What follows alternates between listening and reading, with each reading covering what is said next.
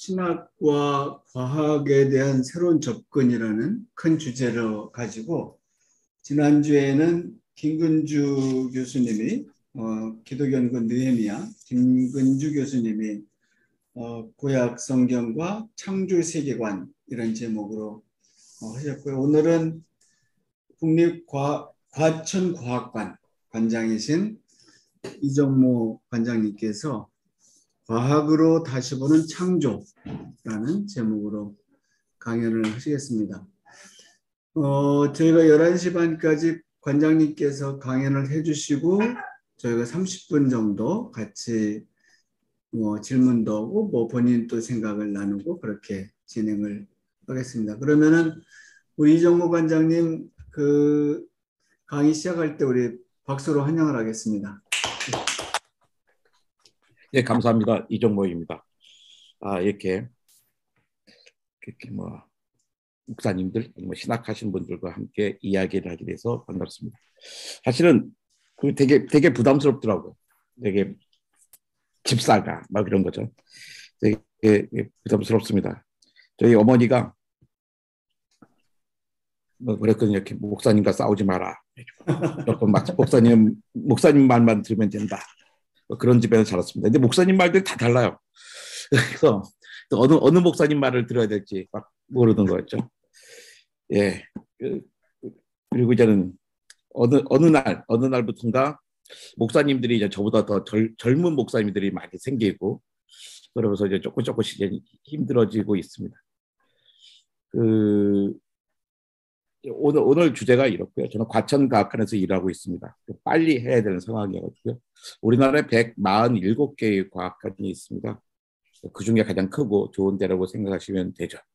지금 채팅창에 열려 있으니까요. 우리가 보이는 라디오처럼 제가 음악은 틀어주지 못하지만 그때 반응을 해주시고 하고 싶은 얘기도 그때 해주시면 될 것 같습니다. 예. 보통 우리가 신앙과 과학 이런 거 있잖아요. 제가 독일에서 공부를 할 때 그 교수님이 어느 날 일요일 날 어디 가자 그런 거예요. 주일날.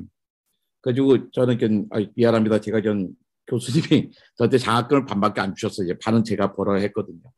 그래가지고 일요일 날 저 알바 가야 됩니다. 그러니까 교수님이 미안하니까 그게 무슨 알바냐? 저 교회에서 일해요. 그랬어요. 교수님은 되게 제가 좀 운전을 한다든지 청소를 한다든지 이런 거 생각하셨나 봐요. 야, 이게 힘들겠구나. 그래서 그래. 아니 힘들진 않습니다. 그랬어. 너 뭐 하는데? 그래서 거기 독일교회 아동부 설교하는데요. 그랬더니 갑자기 교수님이 약간 뚜껑이 열리시는 거예요. 처음 봤어요. 뚜껑이 열린다는 게 어떤 건지. 되게 나이스한 분이셨거든요. 그런데 그분이 그러시는 거예요. 너가 생화학자를 쓰고서 교회에 다닌다고? 아니 가정의 평화를 위해서 가족과 함께 그런 수는 있지만 그렇게 다닌 정도가 아니라 교회에서 설교를 한다고? 너가 생화학자 맞아? 막 이런 거였어. 그래가지고 내가 공부 마치고 올 때까지 결국에 그 문제를 해결하지 못했습니다. 그 교수님하고. 근데 또 그 독일교회 장로님은 또 그러시는 거죠. 그 고민을 같이 얘기했더니 이 선생님처럼 신앙 좋은 분이 교회를 다니려니 얼마나 양심의 가책을 받겠어요. 그러는 거예요. 저 양심 가책 과학 신앙이 좋은 사람이 과학을 하려니 얼마나 양심을 가책을 받겠어요. 그런 거죠. 저 양심의 가책 안 받거든요. 그때부터 2개의 채널이 필요했습니다. 교회 채널과 그 다음에 좀 실험실 채널, 전혀 다른 삶을 살아야 됐던 거죠. 그러다가 한국에 돌아와서 우연히 바이블 사이언스라는 책을 쓰게 됐어요. 책 쓰자마자 난리가 났어요. 책도 엄청나게 많이 팔리고 그런 거였죠. 그래서 목사님께 드렸어요. 목사님께 드렸더니 다들 안 읽어보신 거예요. 그러니까 책이 나온 다음에 여름 성경학교에 그렇게 초대가 많이 오는 거예요. 하루에 두 군데씩 가야 되는 거예요. 그리고 약간 걱정이 되긴 시작했죠. 근데 제목이 바이블 사이언스라 그러니까 많은 분들이 이게 창조 과학을 설명하는 책이라고 생각을 하신 거예요. 근데 그게 아니라 이거 특별하게 창조고 진화하고 얘기하려고 성경에 나오는 여러 가지 사건들을 과학적으로 한번 생각해 본 건데 그 출판사 책 막 주문 들어오니까 교회마다 막 몇십 분씩 다 주문하잖아요. 그러니까 엄청나게 많이 찍었는데 이제 반품 들어오니까 힘들고 그랬었죠. 우리 교회 목사님도 마찬가지예요.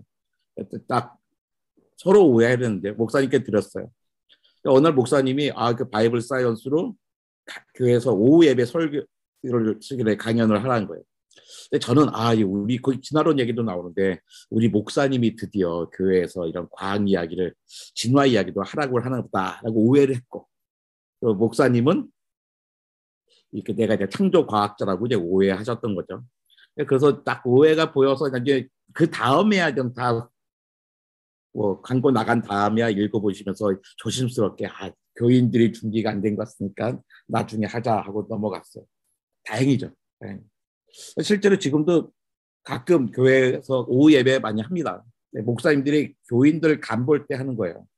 그래가지고 자기 입으로는 못하니까 뭐 공령이나 진화의 이야기를 내 입으로 하게 해서 상대적으로 꽤 많은 교회에서는 그렇게 생각할 수 있겠냐고 넘어가요. 그 목사님은 자기 교회 안에서 자기가 할 수 있는 폭이 넓어지겠죠.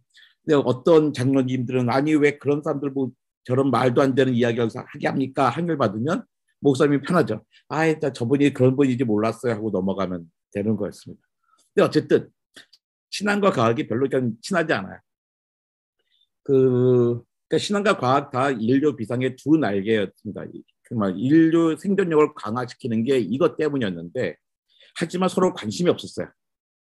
당연히.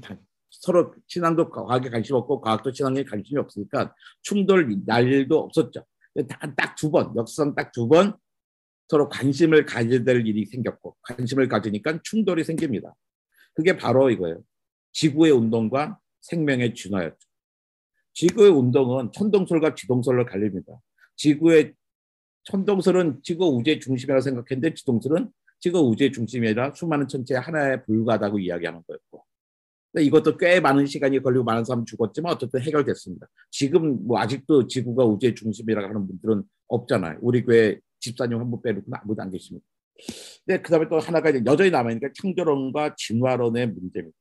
진화론이 뭐냐면 인간이 특별한 존재가 아니라고 하는 거예요. 수많은 존재 가운데 하나밖에 안 된다는 거죠. 결국에 이렇게 제너설과 진화론은 되게 겸손한 주장입니다. 지구가 별난 게 아니야, 인간이 별난 게 아니라는 거죠.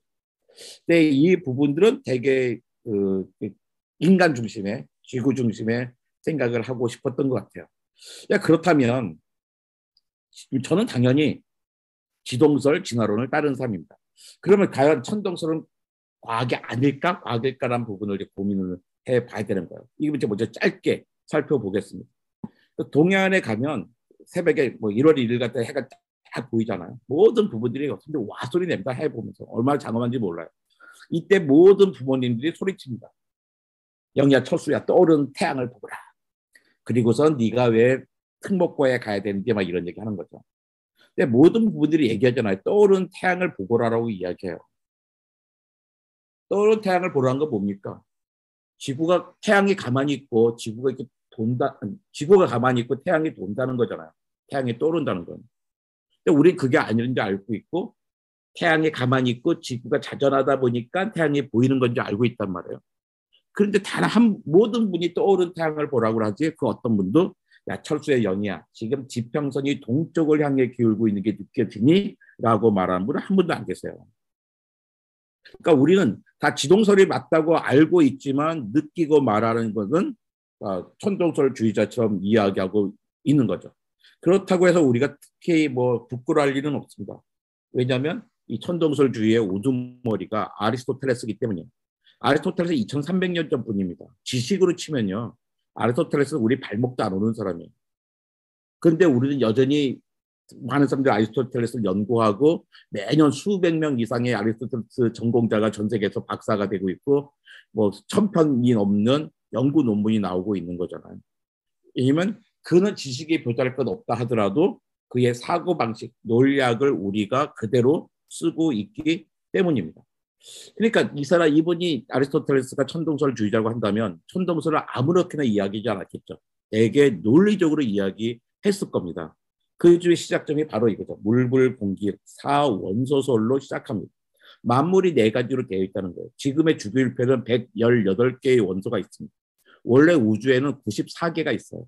95번부터 118번까지 인간이 억지로 순간적으로 만들어낸 겁니다. 그러니까 우주에 없는 거예요. 이 세상에 있는 모든 원소들은 하나님 만든 건 아닙니다. 어쨌든 94개밖에 없었고 그걸 가지고 우리가 만든 거잖아요. 그래서 뭐 스마트폰도 하나님 만들지 않으셨잖아요. 우리가 그 있는 재료들을 가지고서 만들어냈던 거죠. 처음부터 끝까지 하나님이 다 하시는 거는 아닌 거죠. 근데 이 물불 공기역에는 자기 자리가 있다고 이야기했어요. 공기의 자리는 위쪽입니다. 풍선 위로 가잖아요. 그러니까 물과 공기는 누가 위일까? 우리는 쉽게 생각할 수 있습니다. 물이 더 아래요. 여기 보면 이게 여러분 이거 보이실라나 모르겠는데 여기 보면 물이 있잖아요. 이게 뭐 공기가 위에 있고 물이 아래에 있잖아요. 억지로 뒤집어도 위에 공기가 있고 밑에 물이 있습니다. 풍선을 가지고 물속에 들어갔다가 손을 딱 넣으면 풍선이 위로 올라간단 말이에요. 아리스토텔레스는 공기의 자리는 물보다 위기 때문에 위로 올라가는 걸 설명해. 하늘에서 비가 내리잖아요. 그러니까 하늘에 떠 있는 구름이 기체가 아니라 액체입니다. 이거 사실은 어려운 거거든요. 기체는 눈에 보이지 않죠. 주전자에서 물을 막 끓이면 주전자 주둥이에 처음에 2cm 정도는 비어 있잖아요. 안 보이죠. 그 부분이 기체고요. 그 다음에 하얀 부분은 액체인 김이거든요. 길거리 다니면서 하늘의 구름이 기체예요, 액체예요 그러면 반 이상은 기체라고 이야기할 겁니다. 근데 아리스토텔레스는 이미 알고 있었어요. 왜냐하면 저 보지 않았지만 저 구름은 액체임이 분명해. 액체니까 물이니까 자기 자리를 찾아가기 위해서 비가 돼서 내린 거지 하고 설명합니다. 또 불은 피워두면 위로 올라가요. 불은 피워두니까 위로 올라가니까 불의 자리는 위인가 보다 하죠. 근데 문제는 흙이에요. 흙의 자리가 위쪽일까 아래쪽인가. 우리 쉽게 하죠. 흙탕물 만들어도 그게 아래로 가라앉잖아요. 또 호수 위에다 배를 띄워놓고 하늘에 향해 돌을 던집니다. 만약에 흙의 자리가 위쪽이면요. 우리가 던진 돌은 하염없이 올라갈 거예요. 근데 우리가 아무리 세게 던져도 돌은 어느 순간에 멈춰서 또 공기를 지나고 물을 지나서 호수 바닥에 가라앉잖아요. 그래서 흙이 제일 아래라고 이제 아리스토텔레스 생각하는 거죠. 다른 사람과 달리 다른 사람들은 우주가 평평하다 뭐 밑에 뭐가 있다 할 때 아리스토텔레스는 우주가 공처럼 생겼다고 생각했어요. 왜냐하면 공이 가장 완벽한 입체이기 때문입니다. 왜 완벽하다 생각했냐면 대칭성이 크기 때문이에요. 중심만 지나가면 무수히 많은 대칭면과 대칭선을 세울 수 있거든요. 그러니까 우주는 완벽해야 되니까 우주는 공처럼 생겼어. 자, 그럼 공처럼 생긴 우주에서 가장 위쪽과 아래쪽이 어딘가 했는데 표면은 구르잖아요. 그러니까 표면이 제일 위에요. 표면이 제일 위니까 가장 아래는 중심이 될 수밖에 없는 거예요. 그래서 생기는 우주가 이런 우주죠. 공처럼 생긴 우주에서 가장 아래인 중심에 지구, 흙, 어스가 있고 그 위에 물이 있고 그 위에 공기가 있고 그 위에 불이 있다는 겁니다. 지구를 중심으로 한 여러 개의 동심원이 있는데 마지막 동심원에는 별들이 촘촘히 박혀 있어요. 우리가 느끼는 바로 그런 우주입니다. 지구, 달, 수성, 금성, 태양, 화성, 목성, 토성, 천왕성, 해왕성 아직 망원경에서 못 봤어요.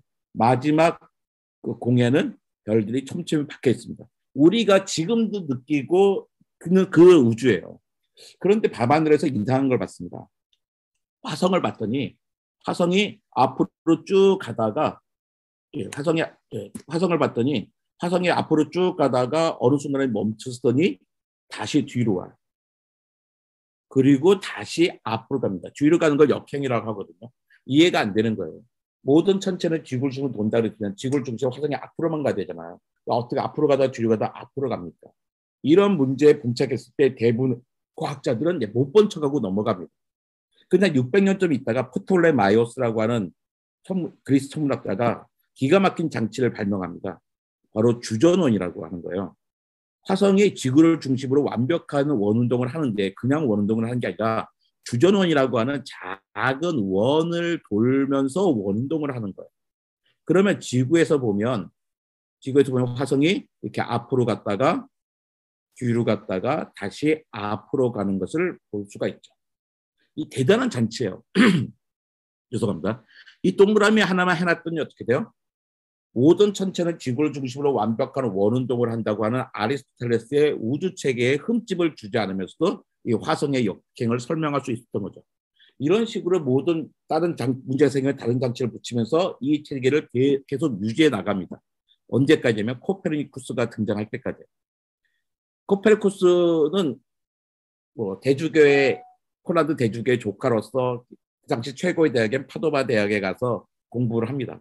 그 당시 대학이 2년제였거든요. 1학년 때 배우는 대학 과목은 논리학, 수사학, 문법이었어요.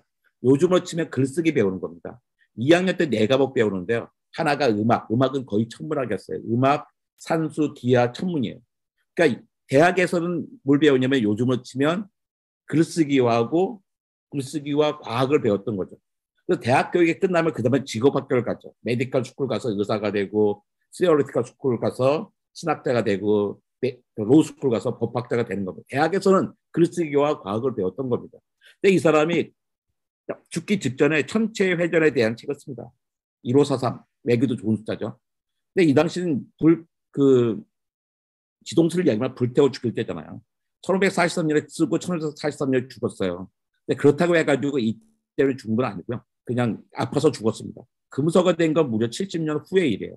너무나 어려웠기 때문에. 책이 너무 어려워서 이 금서를 시키지도 못했던 거죠. 이해가 돼야지 금서를 시키잖아요. 근데 이 사람의 책이 어려웠던 데는 이유가 있어요.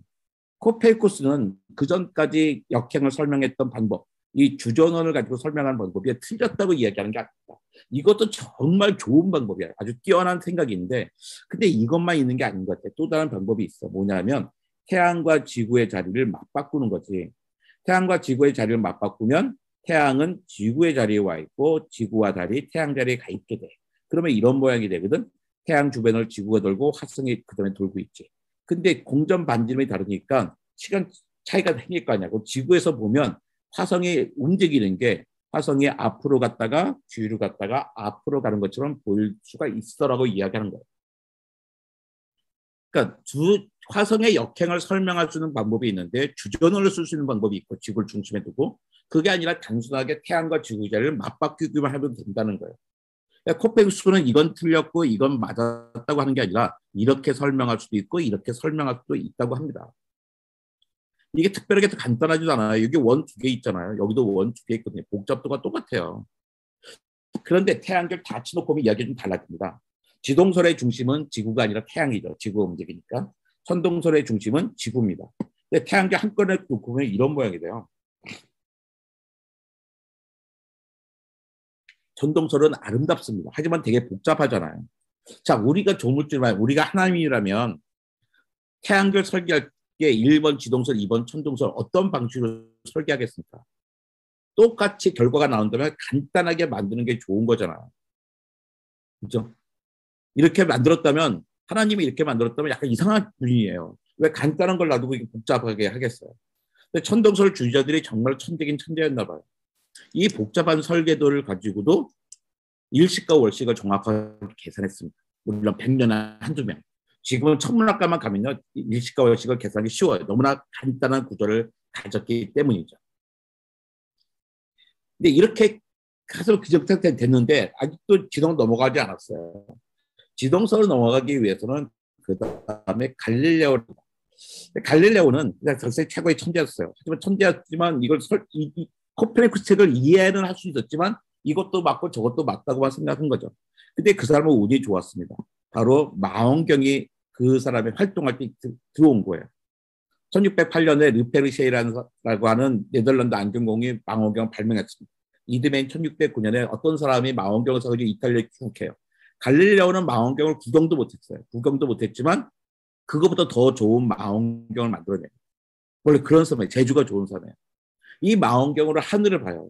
하늘을 봤다가 깜짝 놀랄 일을 발견합니다. 목성에서 달을 4개 찾은 거예요. 목성에 달을 4개 찾은 건요 정말 어마어마한 사건이에요.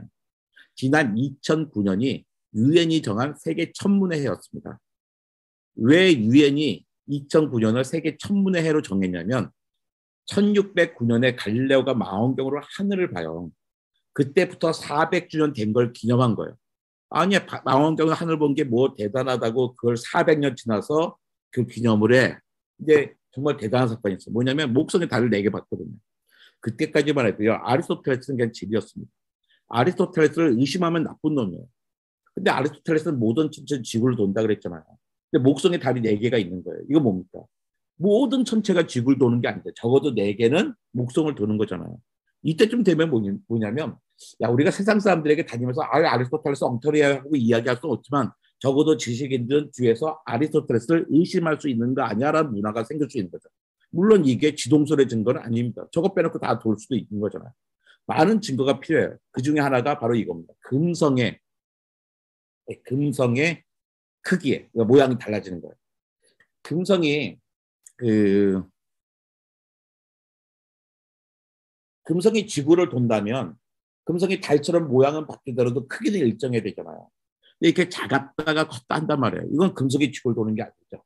태양이 있고 금성 지구가 있을 거예요. 지구에서 금성을 보면 조그맣게 보이고 금성이 태양을 삥 돌아서 가까이 오면 크게 보이겠죠. 이런 증거가 쌓이니까 이제 천동설도 맞고 지동설도 맞는 게 아니라 지동설만 맞는 거겠구나 하고 생각을 하죠. 그리고서 대중들에게 설명하기 위해서 두 우주책에 대한 대화한 책을 씁니다. 저는 이게 역사상 최초의 교양 과학서라고 생각해요. 그 전까지 모든 과학책은 전문가를 위한 책이었거든요. 이게 대중을 위해서 연극 대본처럼 쓰였습니다. 이 책에 세 사람이 등장해요. 살비아티는 지동설주의자고 심플레처는 천동설주의자고 가운데 사엘 본삼입니다. 그러니까 여러 가지 이야기를 하는 거예요. 아리스토텔레스의 말을 천동설주의가 천체를 완전하고 변하지 않잖아. 그러니까 갈릴레오가 아니야 그게 아니야. 그렇게 볼 수도 있지만 뭐 초신성도 생기고 흑점도 왔다 하고 해성도 생기잖아. 그러니까 거의 변화가 없지만 완벽한 변하는 건 아니고 조금 변하는 거 아니야? 하고 넘어갑니다. 또 천동설주의자들은 천체들은 매끈하고 지구는 거칠다고 이야기한단 말이에요. 내가 망원경을 봤더니 정말로 다 금성도 매끈해 보이고 목성도 매끈해 보여. 하지만 달을 봤더니 막 그림자가 있네. 이런 그림자가 있다는 건 뭐예요? 적어도 달만큼은 쟁반처럼 매끈한 게 아니라 위아래가 있다는 거잖아. 이렇게 설명하는 거죠. 심지어 자기가 모르는 것도 설명해요. 아리스토텔레스 뭐라고 했냐면요. 너 공을 던져봐. 너가 아무리 높이 던져도 공은 네 손에 떨어지잖아. 이 얘기가 뭐냐면 지구가 움직이지 않던 치죠. 지구가 움직이면 됐어요. 공을 공중에 떠있는 동안에 지구가 움직였으면 공은 저기 떨어지잖아요. 그러니까 아무리 높이 던져도 공이 내 손에 떠있으니까 지구는 자전도 안 하고 공전도 안 하는 거예요. 설명 정말 잘하시죠. 아리스토텔레스님. 그러니까 갈릴레오가 그걸 반박합니다. 그러니까 가만히 서 있는 배에서 공을 떨어뜨리면 돛대 밑에 떨어지겠지. 나도 그렇게 생각해. 근데 움직이는 배에서 어떻게 될까? 움직이는 배에서 뜨면 아리스토텔레스 말씀이라면 뒤에 떨어진다는 거 아니야. 내가 이유는 모르겠지만 내가 해봤거든. 해봤더니 그냥 움직이는 배에서도 돛대 밑에 떨어지더라고. 그러니까 돛대 밑에 떨어뜨려서 이 배가 안 움직인 건 아니잖아. 움직인 거잖아. 그러니까 내가 던진 공이 내 손에 떨어뜨려가지고 지구가 정지한 건 아니지라고 설명을 하시죠. 그 다음에 또 금성의 크기가 변하는 거, 목성의 달 이런 게 나오니까 이런 가운데서 사회보도 사회자가 이제 토론을 정리하자 그래. 야, 우리가 보니까 새로운 우주 세계는 아주 쉽게 여러 우주 현상을 설명해. 근데 우리가 받아들이고 있던 천도설 옛날 우주 세계는 너무 복잡하고 어렵잖아. 그러니까 만약에 우주가 이렇게 복잡하게 생겼다면 우리 철학자들이 가지고 있는 격언을 버려야 될 거야. 자연은 쓸데없는 일을 하지 않는다. 자연은 일을 불필요하게 복잡하게 만들지 않는다는 격언을 버려야 되잖아. 지금부터 지동설이 맞다고 하자고 했는데 갑자기 갈릴레오가 하나 더 하대요. 밀물과 썰물 갖고. 저는 아직도 밀물과 썰물이 왜 이 토론에 필요한지 모르지만 합니다. 밀물과 썰물이 왜 생깁니까? 밀물과 썰물은 달의 힘 때문에 생기는 거잖아요. 만류율 때문에 생기는 겁니다. 근데 만류율을 누가 발견하냐면요. 아이작 뉴턴이 발견해요. 아이작 뉴턴은 갈릴레오가 죽은 해에 태어납니다. 그러니까 아직도 아무도 만류율을 모를 때였어요. 근데 2300 그 옛날에 기원전 4세기에 아리스토텔레스는 달의 힘 때문에 생긴 줄 알고 있었어요. 달의 모양에 따라 밀물과 썰물의 차이가 달라졌기 때문이죠. 근데 갈릴레오는 이렇게 설명해. 그림처럼. 세수대에 물을 담고서 빙글빙글 돌아봐. 물이 출렁출렁 되겠지. 이게 밀물과 썰물이야라고 얘기하는 거죠. 어떤 과학자는 다 알지 않습니다. 이거 천동설주의자지 말는 거예요. 갈릴레오 틀렸습니다. 그런데 코페르니쿠스 책을 갈릴레오만 이해했을 리는 없잖아요. 다른 사람도 이해했어요. 그 중에 한 명이 티코 브라이라고 하는 유명한 천문학자입니다. 이 사람이 없으면 현대 천문학은 없었을 거예요. 근데 이 사람은 갈릴레오의 권위를 벗어났는데 아리스토텔레스의 권위를 벗어났는데 그 외의 권위를 벗어나지 못해요. 무슨 얘기냐면 지구를 다른 천체들은 태양 중심으로 돌아요. 이런 태양계가 있는 거예요. 근데 지구만 예외예요. 왜 지구는 예외냐면 지구는 하나님의 성육신하셔서 오신 곳이잖아요. 직접 밟은 곳이에요. 이런 천체가 다른 천체를 돈다는 게 말이 안 되지. 그러니까 다른 행성들은 태양을 도는 태양계가 있고 이 태양계가 지구를 돈다고 하는 어중간한 타협을 봅니다. 근데 과학은 이렇게 어중간하게 발전하지 않거든요. 이거 갖고는요, 일식과 조직도 개선하지를 못해요. 오히려 천동설보다도 못한 거였습니다. 천동설은 과학일까요? 천동설은 과학일까요? 물어보면 천동설은 딱 과학 아니라고 합니다. 미신이라고 그래요. 그렇지 않습니다. 천동설은 정말로 괜찮아요. 천동설 보면 관측을 했어요. 달, 행성, 태양, 별의 운동을 관측해서 이 관측에 따라 초기 모형을 만들었습니다. 지구 중심으로 여러 천체들이 완벽하게 원운동을 한다는 거죠. 거기서 예측도 그랬더니 밤중에는 북극성을 중심으로 별들이 일주운동을 하겠네 했는데 실제로 그렇게 움직여요. 잘 행복하게 살고 있었습니다. 그런데 화성의 역행 같은 걸 봤어요. 당황했어요. 이거 어떻게 설명할 수 없어요. 잠시 당황했습니다. 몇백 년 당황하고 났더니 주전원을 딱 붙였어요. 그러니까 해결됐죠. 좀 복잡해지면 해결되면 또 다른 문제 생기면 또 다른 장치를 붙여요. 아무리 복잡해졌지만 여전히 지구 중심의 우주체계는 유지가 되고 있어요. 근데 그러다가 목성의 달이나 금성의 변화 같은 거는 모델을 바꿔도 되는 게 아닌 거예요. 그제서야 혁명이 일어납니다. 과학혁명에서 천동설, 지동설을 넘어가요. 이런 모두 관측 초기부의 예측, 세운 관측, 추정 모형, 반전, 과학혁명 모두 다 과학의 중요한 요소예요. 그렇다면 천동설은 과학일까요? 당연히 과학이죠. 아주 뿐만 아니라 아주 좋은 과학입니다. 얼마나 좋은 과학인지 아직도 다시 고등학교에서는 하루 정도 과학 시간에 이 천동설을 배우게 돼 있어요. 이 천동설 배우면서 과학의 사고방식, 과학의 진리가 아님을 알게 해주는 거죠. 목성에서 달을 4개 발견한 게 제일 중요한 거였잖아요. 근데 지금은요, 목성의 달이 79개예요. 갈릴레오가 밝혀낸 건 그냥 다 틀렸어요.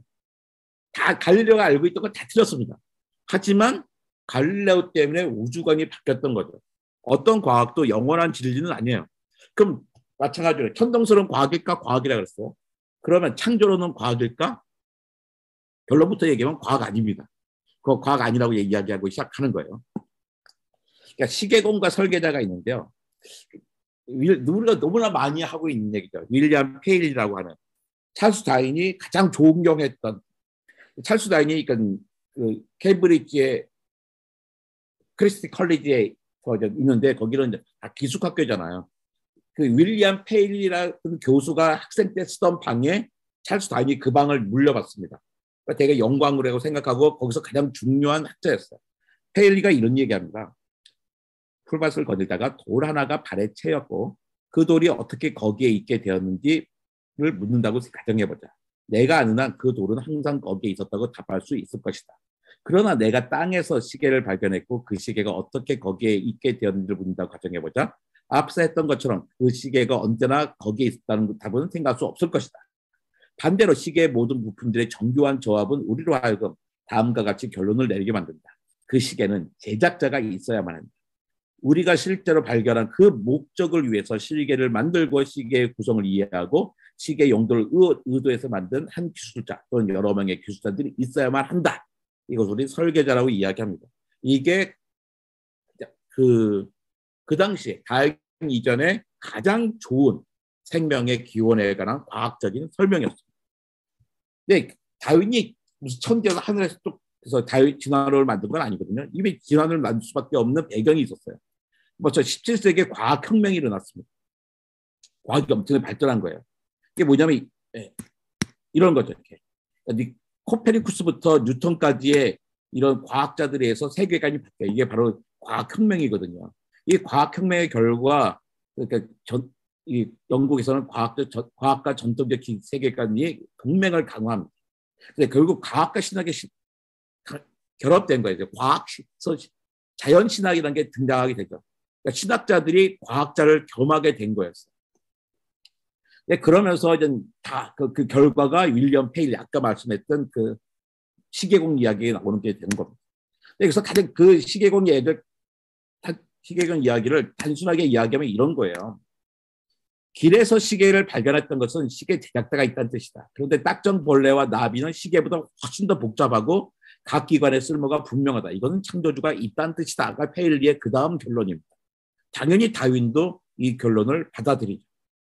그럴 수밖에 없잖아요. 시계도 누가 만든 사람이 있는데 시계보다 훨씬 복잡한 거를 저절로 생겼겠냐라고 하는 거예요.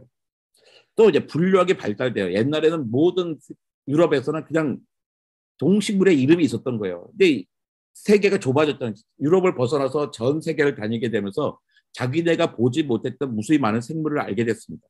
그러니까 이름을 붙일 수 없으니까 뭔가 주소를 붙이지 분류를 해야 돼요. 종속 과목 강문계라는 게 생겼죠. 중학교 때 배운 겁니다. 그래서 종이란 것은 번식의 가능성을 두는 거죠. 종속 과목 강은요 요즘으로 치면 약간 문제였어요. 이렇게 분류하지 않습니다. 문은 생명의 설계도에 해당하는 거예요. 동물의 설계도는 동물의 설계도는 딱 37개가 있습니다. 37개의 설계도가 있는데 그 중에 하나는 사라지고 지금 36개가 있는 거예요. 예, 동물의 설계도, 그러니까 척추동물, 해면동물, 절지동물 이런 것들이 있는 거죠. 근데 그런 게 바로 린네가 다 만들어낸 건데, 근데 린네는 생명의 질서 이름을 딱 붙이면서 종속과목 강문계를 만들면서 야, 신의 하나님은 정말 질서 있게 만들었구나라는 것을 깨닫게 됩니다. 그러면서 종은 고정되어 있다. 종은 변한 게 아니야. 종 처음부터 그게 있다고 생각을 해요. 말년에는 종이 변한 걸 막 봐요. 그 당시에 뭐 잡종 같은 거 만들면서 이렇게 오래되다 보면 안 되겠는데 한데 워낙에 또 사회 지도층 인사잖아요. 아이 점잖은 사람이 왜 그래? 이런 것 때문에 생각을 바꾸지는 못합니다. 그다음에 종에 대해서 고정성에 의심을 시키는 사람이 있습니다. 비퐁이라는 사람이 있는데요. 이 사람이 이제 그 파리 자연사박물관의 관장이었어요. 그다음 요즘으로 치면 서울대학교 총장쯤 되는 사람입니다. 근데 이 사람은 지구 나이가 8만 년쯤 됐을 걸 생각해요. 그 당시 다 뭐 5천 년, 6천 년 얘기할 때 어마어마하게 길게 생각한 거예요. 근데 이 사람이 보니까 화석 같은 거 보니까 종이 가만히 있지 않고 변하는 거예요. 근데 우리가 생각하는 것처럼 하등동물에서 고등동물로 변하는 게 아니라 고등에서 하등으로 변하는 거죠. 그러니까 어떻게 생각하냐면 하나님이 정말 완벽한 동물들을 만들어서 크고 멋진 동물을 만들었는데 이 동물들이 하도 죄를 져서 점점 보조할 것 없는 작은 동물로 변했지라고 했어요.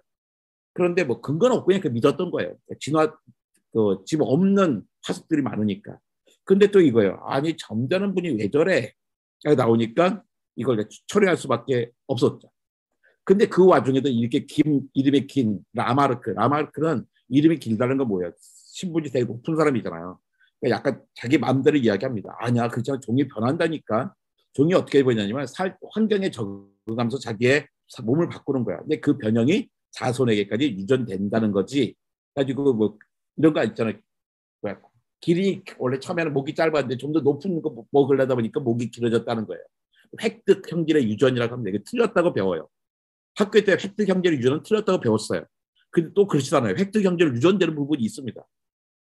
획득 형질은 틀렸고 라마르크는 틀렸고 다윈이 맞았다고 배웠거든요. 근데 지금은 라마르크도 맞은 부분이 있어요. 그건 그래요. 계속 틀려요. 그다음에 지질학이 엄청나게 발전합니다. 엄청나게 오래된 게 보이는 지층에서 화석이 발견되는데요. 그러니까 바다의 생물의 지층이 저 산 꼭대기에서 발견된단 말이에요. 안데스 산맥 꼭대기, 히말라야 산맥 꼭대기에서 조개 껍데기가 발견돼요. 이러려면 시간이 엄청나게 많이 있어야겠는데, 그 다음에 이걸 어떻게 될까? 이 성경의 전통적 연대기를 어떻게 조화시킬까? 하는 사람들이 상상력을 발휘하게 되죠. 그 중에 하나가 격변설입니다. 비퐁 후임으로 온 조르주 큐비에가 대격변이 있었어. 왜냐면 바로 노아의 홍수 같은 거, 대격변이 생기면서 이게 막 생물들이 다 단절됐다는 거야. 근데 이 단절될 때 파충류가 어류로, 어류가 조류, 포유류, 인간으로 진화한 것 같은데라고 이야기해요. 그러니까 되게 재밌는 게 현대 우리나라의 창조 과학자들은 되게 격변설에 따라서 이 큐비에가 큐비의 격변설이 창조 과학의 근거거든요. 근데 놀라운 건 뭐냐면 이 큐비에는 지구의 역사가 길지 않다고 생각하는 거예요. 격변이 있어서 그게 보일 뿐이다. 그런데 놀랍게도 이 사람은 생명이 변했다고 생각합니다. 그러니까 그대로 받아들이면 안 되는 거예요. 이것도 아니고 저것도 아닌 거죠. 종은 변화했지만 변화했다고 받아들이고 지구는 젊다고 생각하는 거예요. 근데 이 격변설과 상대되는 게 창조과학은 우리가 창조과학은 새로운 격변설인데 그 젊은 지구를 받아들이면서 이 종의 변화는 받아들이지 않는 거죠. 그러니까 어중간하게 이 타협을 본 거예요. 근데 이거에서 동일 과정설이라는 게 있습니다. 허트냐 사람인데 이 사람은 허트를 라이언 사람은 지구는 시간이 엄청나게 오래됐어라고 생각하는 거예요. 그런데 종의 변화는 가능성은 부인합니다. 이 라이엘 덕분에 다윈이 진화론을 생각하게 되는데 이 사람의 책을 가지고 정작 이 사람은 종의 변화 가능성을 부인해요. 그러니까 이게 되게 복잡해요. 어마어마하게 시간이 필요하다. 근데 종은 고정돼 있다고 얘기해요. 늙은 지구. 그러니까 우리나라의 창조 과학자 되게 오해하는 거예요. 동일 과정설은 진화론, 격변설은 창조론이라고 생각하는데 그렇게 단순하지가 않아요. 그러니까 격변설은 종은 변화, 젊은 지구고 동일 과정설 늙은 지구예요. 근데 격변설은 종이 변화하고 동일 과정설 고정되어 있다는 거예요. 그러니까 어떻게 돼요? 창조론은 이 동일 과정설에 종이 고정되어 있다는 것과 격변설의 젊은 지구를 조합한 거고, 반대 진화론은 격변설의 종이 변화와 동일 과정설의 늙은 지구를 조합한 식인 거죠. 그러니까 그거 얘기해 보니까 결국 이것 격변설 틀렸고 동일 과정설 다 틀린 거예요. 일부만 맞아요.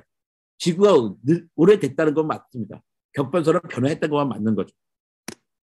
근데 이런 것들을 통해서 이제 진화론이 생겼고, 그 다음에 그 다윈이 여행도 하고 나서 인구론 때문에 그 다윈의 진화론이 만들어지게 됩니다. 이렇게 다 아는 거예요. 종의 기원은 보면 여러 과학 고전들이 있잖아요. 16세기 코페르니쿠스의 천체회전에 대하여, 17세기 그 갈릴레오의 책들, 그 다음에 17세기 그 프린키피아, 그 다음에 아인슈타인의 여러 가지 상대성 이론, 되게 중요한 책이지만 이거 읽는 사람 한 명도 없어요. 아무도 안 읽어요. 그러니까 의미는 있지만 지금까지 적용되는 책들이 내용이 아닌 거예요. 그런데 종의 기원은 여전히 읽히고 있어요. 이 점에서 되게 다른 책이라고 좀 봐야 되는 거죠. 이 내용은 여러분 읽을 필요 없어요. 정말 읽을 필요 없습니다. 너무 두껍기도 하고요. 중언부언이에요. 꼭 우리 엄마 기도 같아요. 우리 엄마 기도하듯이 우리 엄마 돌아가신 우리 장모님 장인어른 기도랑 딱 똑같아요. 한 얘기 또 하고 한 얘기 또 하고 한 얘기 또 해요. 왜 그랬을까요? 그러니까 겁이 나는 거야. 이걸 내가 그냥 팍 터뜨리고 뭐하니까 이 얘기 또 똑같은 얘기를 하면서 어떻게 설득해보려고 그래서 너무 재미가 없어요. 이런 거 말고 그냥 청소년을 위한 책들, 압축된 책인 게 훨씬 낫습니다. 이 책은 커다랗게 세 부분으로 되어 있는데요. 첫 번째는 진화론의 윤곽을 보여줍니다. 농부가 막 품종 개량하고, 그 다음에 개하고 비둘기가 막 작게 육종해가지고 새로운 종이 막 생기잖아요. 근데 그 다음에 뭐 자연적 인구 압력을 얘기해요. 그래서 처음에 이 출판사는 딴 거 다 빼고 이것만 하자 그랬어요. 일부만 내보내자. 1가부터 4장까지만. 그럼 대박일 거다. 왜냐면 그 당시 유럽의 귀족들은 개하고 비둘기 품종 개량하는 게 인기였거든요. 그런데 이 밖에서 뭐냐면 이제 그래서 진화론을 하게 된 거야 설명하는데, 자기 진화론에 난점이 있다고 얘기해요. 눈처럼 극도로 완벽한 기관이 이렇게 어떻게 생겼지? 뻐꾸기나 탕란이나 뭐 일개미들이 자기 생식도 못하는데 막 열심히 일하는 것들, 중간 하수도 부족하다. 이거 다 언제 내 진화론은 문제가 많아로 이야기해요. 그래가지고 다윈을 비판하는 많은 분들이 딱 이 이야기 갖고 해요. 이분들은 다윈을 비판하지만 아직 단체를 안 읽어본 거예요. 다윈이 이미 다 알고 있었어요. 그 문제를. 내가 이런 문제가 있어. 근데 심지어 창조과학자들이 이야기하는 것보다 더 구체적으로 자기 문제를 이해하고 있었어요.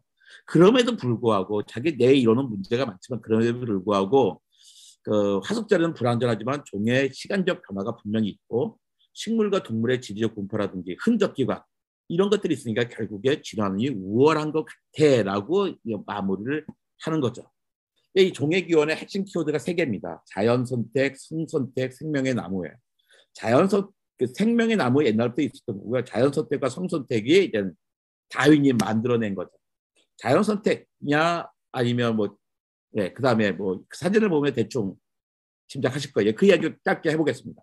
라마르크는 획득 형질이 유전된다고 했어요. 목을 점점 길다 보니까 긴 목이 있다는 거고, 자연선택은 뭐냐면 워낙에 목이 짧은 기린도 있었고 목이 긴 것도 있었어. 근데 환경에서 목이 긴 놈은 아래 것도 먹고 위에 것도 먹는데 목이 짧은 놈은 아래 것밖에 못 먹잖아. 그러니까 누가 더 유리하겠어? 목이 긴 놈이 더 유리하겠지. 더 많이 먹을 수 있어. 더 많이 먹으니까 이렇게 후손도 더 많이 남길 수 있고, 그러니까 퍼진 분포 후손이 점점 옮겨가서 결과 조그만 놈들은 살아남지 못하고 큰 놈들만 살아남았어라는 게 자연 선택설입니다. 그러니까 이건 틀렸고 이건 맞았어요. 이건 일단 맞았는데 이게 100% 틀린 건 아니란 말이에요. 지금 후속 유전학이라는 게 또 있는데 오늘의 강의 대만은 아닙니다. 하지만 일부 맞는 부분이 있어요. 재차 말씀드리지만 과학은 진리가 아닙니다. 그래서 과학은 계속 앞에 게 틀렸다는 걸 밝히면서 발전되고 있어요. 자연선택이 이런 거죠. 자연선택 하려면 유전자의 변이가 생겨야 돼요. 이런 파란 나비, 빨간 나비가 이제 파란 나비에서도요. 진한 파랑과 연파랑이 있는데 연파랑들이 막 생기고 여기서 연분홍도 생겨요. 그 조금씩 후손들은 달라지는 거예요. 달라지는 게 자연스러운 건데 어떤 놈이 살아남느냐? 환경이 결정하는 거예요. 이런 데 있을 때 회색 쥐하고 밝은 쥐가 있으면 새가 밝은 쥐는 잘 먹을 거잖아요. 그러니까 결국에 시간이 지나면 어떻게 돼요? 그러니까 처음에는 밝은 쥐가 더 많았다 하더라도 밝은 쥐 잡아먹고 나니까 나중에는 회색 쥐가 더 많아지는 거죠. 그 결국에 밝은 쥐 없어도 회색 쥐가 늘어난다는 게 자연 선택설입니다. 우리 학교에서 배울 때 이거 있잖아요. 산업혁명 때 굴뚝 때문에 까만 연기들이 나오니까, 그러니까 이때 새들이 보이게 하얀 나방은 잘 보이니까 하얀 나방은 다 잡아먹혀서 까만 나방이 많았어. 근데 그 굴뚝이 점점점 공기가 깨끗해지니까 벽들이 하얗게 되고 그 다음에 까만 나방이 더 잡아먹게 됐던 거죠. 그러니까 표준 분포 곡선이 바뀌어 나가는 거, 누가 더 많았다는 게. 그다음 어느 순간에는 누가 사라지고 마는 거죠. 그러니까 쉽지 않아요. 그러니까 한 개인이 어떤 개인이 진화하는 게 아닙니다. 개체군이 진화하는 거예요. 사람이 개인이 진화하는 게 아니라 통째로 인류가 통째로 조금씩 진화하는 거죠. 팔이 점점 길어지는 방향으로, 눈이 좋아지는 방향, 이런 식으로 분포것을 옮겨가다가 아예 처음과 끝이 달라져요. 어떻게 달라지면 서로 유전자가 교배되지 못할 상태가 되면 갈라집니다. 사람들은 진화하기 되게 어려졌어요. 유전자가 단절될 수가 없잖아요. 너무나 교통이 잘 활발해서. 다른 생명들은 유전자들이 땅 붙었다가 땅이 갈라지면 환경이 다르니까 여기서 생긴 돌연변이 여기 생긴 돌연변이 다르면 전혀 다른 데로 갈 수 있는 거죠. 성선택입니다. 여기서 저거 있잖아요. 공작의 수컷은요. 이 날개는 하늘을 나는데 도움이 하나도 안 돼요. 그저 암컷에게 과시하는 겁니다. 실제로 날 때 이런 모양이거든요. 이거 날 때 걱정스럽기만 해요. 그러니까 얘기하는 거죠. 적들에게 포시를 잘 들킵니다. 그러니까 이야기하는 거죠. 이거 봐, 나는 되게 멋진 걸 가졌어. 근데 포시를 잘 보일 거 아니야. 근데 내가 네 앞에 나타났다는 것은 그럼에도 불구하고 내가 되게 딴 데 부분에서 유리한 뛰어난 유전자를 갖고 있다는 거지. 그러니까 나를 선택해 주지 않을래라고 이야기하는 겁니다. 이렇게 사슴이 멋진 뿔을 갖고 있는데 이 뿔이 뭐 생존에 무슨 도움이 되겠어요. 하지만 암컷이 좋아하는 거죠. 가지고 서로 막 박치기도 하고 그러잖아요. 이때 이긴 양이 암컷을 차지하는 게 아닙니다. 그냥 진 놈을 떠나야 이 암컷이 그 쟤를 선택할까 말까 결정하죠. 선택은 암컷이 하는 거예요. 얘가 차지하는 게 아니라. 근데 암컷이 관심 없어서 딴 데 가서 또 박치게 해야 되는 거예요. 얘가 이렇게 바본 원숭이가 이렇게 멋진 혼인색을 갖게 되는 것도 암컷에게 그러니까 호소를 하는 식입니다. 이게 성선택이에요. 이게 일반적인 이야기예요. 성선택을 할 때 수컷이 되게 화려한 모습을 보여준 이유가 뭐야? 내가 여러 가지 불리함에도 불구하고 여기 내가 네 앞에 왔다는 것은 내가 뛰어난 유전자를 갖고 있다는 뜻이야 라는 게 일반적인 주 이론이라면 그렇지 않다고 주장한 책도 있어요. 아름다움의 진화는 그게 아니라 그냥 아름다운 걸 좋아하는 거야. 다 생물들도 미적인 감각이 있는 거야라고 주장하는 이론도 있습니다. 요즘은 거의 반반이에요. 네. 만약에 이게 주 이론이 된다면 다윈의 이론은 틀린 거죠. 그렇다고 해서 다윈의 진화론이 틀린 건 아니란 말이에요. 하나가 생명의 나무입니다. 어떤 생물들이 갈라서서 여기까지 왔다는 거예요. 그래서 I think 하고 그냥 찰스 다윈의 메모예요. 내가 생각하기에 있던 어떤 생명에서 갈라서서 여기까지 온 것 같은데 라고 이야기했다가 1859년에 책을 낼 때는 이런 식으로 표현을 했던 거죠. 그래가지고 이제 이런 질문, 요즘 같으면 이렇게 생명의 나무를 이런 식으로 표현합니다. 한 개의 생명을 시작해서 다 계속 갈라져서 지금의 생물들이 있는 거예요. 지금의 달팽이, 지렁이, 풍뎅이, 원숭이, 사람이 웃다 진화의 끄트머리에 있는 겁니다. 거꾸로 가면 공통조상이 있지만 얘네들 사이에서 진화가 일어나는 게 아니에요. 거꾸로 가야지 되는 거예요. 진화는 여기서 오는 게 아니에요. 그러니까 이런 질문들을 해요. 제 딸이 유치원생일 때 서울대공원 왔는데 우리 교회 전도사님이 애들한테 이런 질문해요. 그러니까 저기에 있는 원숭이는 사람이 되려면 시간이 얼마나 걸릴까라고 물어봤어요. 애들은 100년부터 시작해요. 100년이요, 1000년이요, 1000년이요, 막 1억 년이요 얘기할 때 제 딸이 뭐라 하냐면 절대로 저 원숭이는 사람이 될 수가 없어요라고 대답을 합니다. 그때 전도사님이 역시 안수집사님의 따님은 다르군요 하고 칭찬을 했어요. 맞아요. 하나님이 처음부터 다 원숭이는 원숭이대로 사람은 사람대로 만들었어요. 근데 제 딸이 뭐라 했냐면 전도사님 그게 아니고요. 원숭이하고 사람은 약 3천만 년쯤 전에는 같은 조상이었대요. 거기서 갈라선 거래요라고 이야기해요. 그 다음날 전도사님이 저한테 깜짝 놀라서 우리 하윤이가 어디서 이렇게 무서운 걸 배웠을까요? 라고 저한테 상담을 했어요. 근데 바로 일주일 전에 딸이랑 저랑 그 자리에 갔었거든요. 그 자리에 가서 얘기했던 것을 딸이 기억했다가 이야기했을 뿐이에요. 그리고선 그 전도사, 우리랑 되게 친했거든요. 우리 가족이랑요. 그 전도사님이 교회를 떠나셨어요. 못 참는 거죠. 아니 어떻게 안수 집사의 탈을 쓰고서 자기 딸에게 진화론을 가르쳤다는 거야? 라는 거죠. 충분히 대화할 준비가 돼 있었는데 되게 충격받았어요. 근데 다윈의 진화론이 지금의 진화론과 또 많이 다릅니다. 이게 런던 자연사박물관이 공짜예요. 되게 멋집니다. 딱 가면요. 저 멀리 다윈이 딱 있어요. 옆에 다윈 사진 찍고서 100장쯤 사진 찍고 있는데 그 당시 중3이었던 제 딸이 너무 맞듣지 않은 거예요. 제 딸은 부모가 너무 싫어요. 제 아내가 권사인데 제 아내가 제일 좋아하는 데 어디면 절이에요. 절. 어디 가면 꼭 절을 다녀요. 절의 분위기, 삼전 열애상, 마의 삼전 열불 너무 좋아요. 자기가 평화를 느낀대요. 그 제 딸, 둘째 딸은 차를 몰고 가는 여행을 안 가려고 그래요. 우리 엄마한테 뭐 사탄이 꼈는지 맨날 절 좋아한다 그러지. 아빠는 다윈 옆에서 사진 찍어달라 그러지. 막 그런 게 걔는 힘들어요. 교회에서 듣는 얘기랑 집에서 듣는 얘기는 너무 다르니까. 여기 자연사박물관의 그런 풍경인데요. 거기 보면 찰스 다윈이 자기가 채집했던 그 표본들도 다 있습니다. 워낙에 여기에 오웬이라는 사람이 있었어요. 이 자연사방을 처음 만든 사람이에요.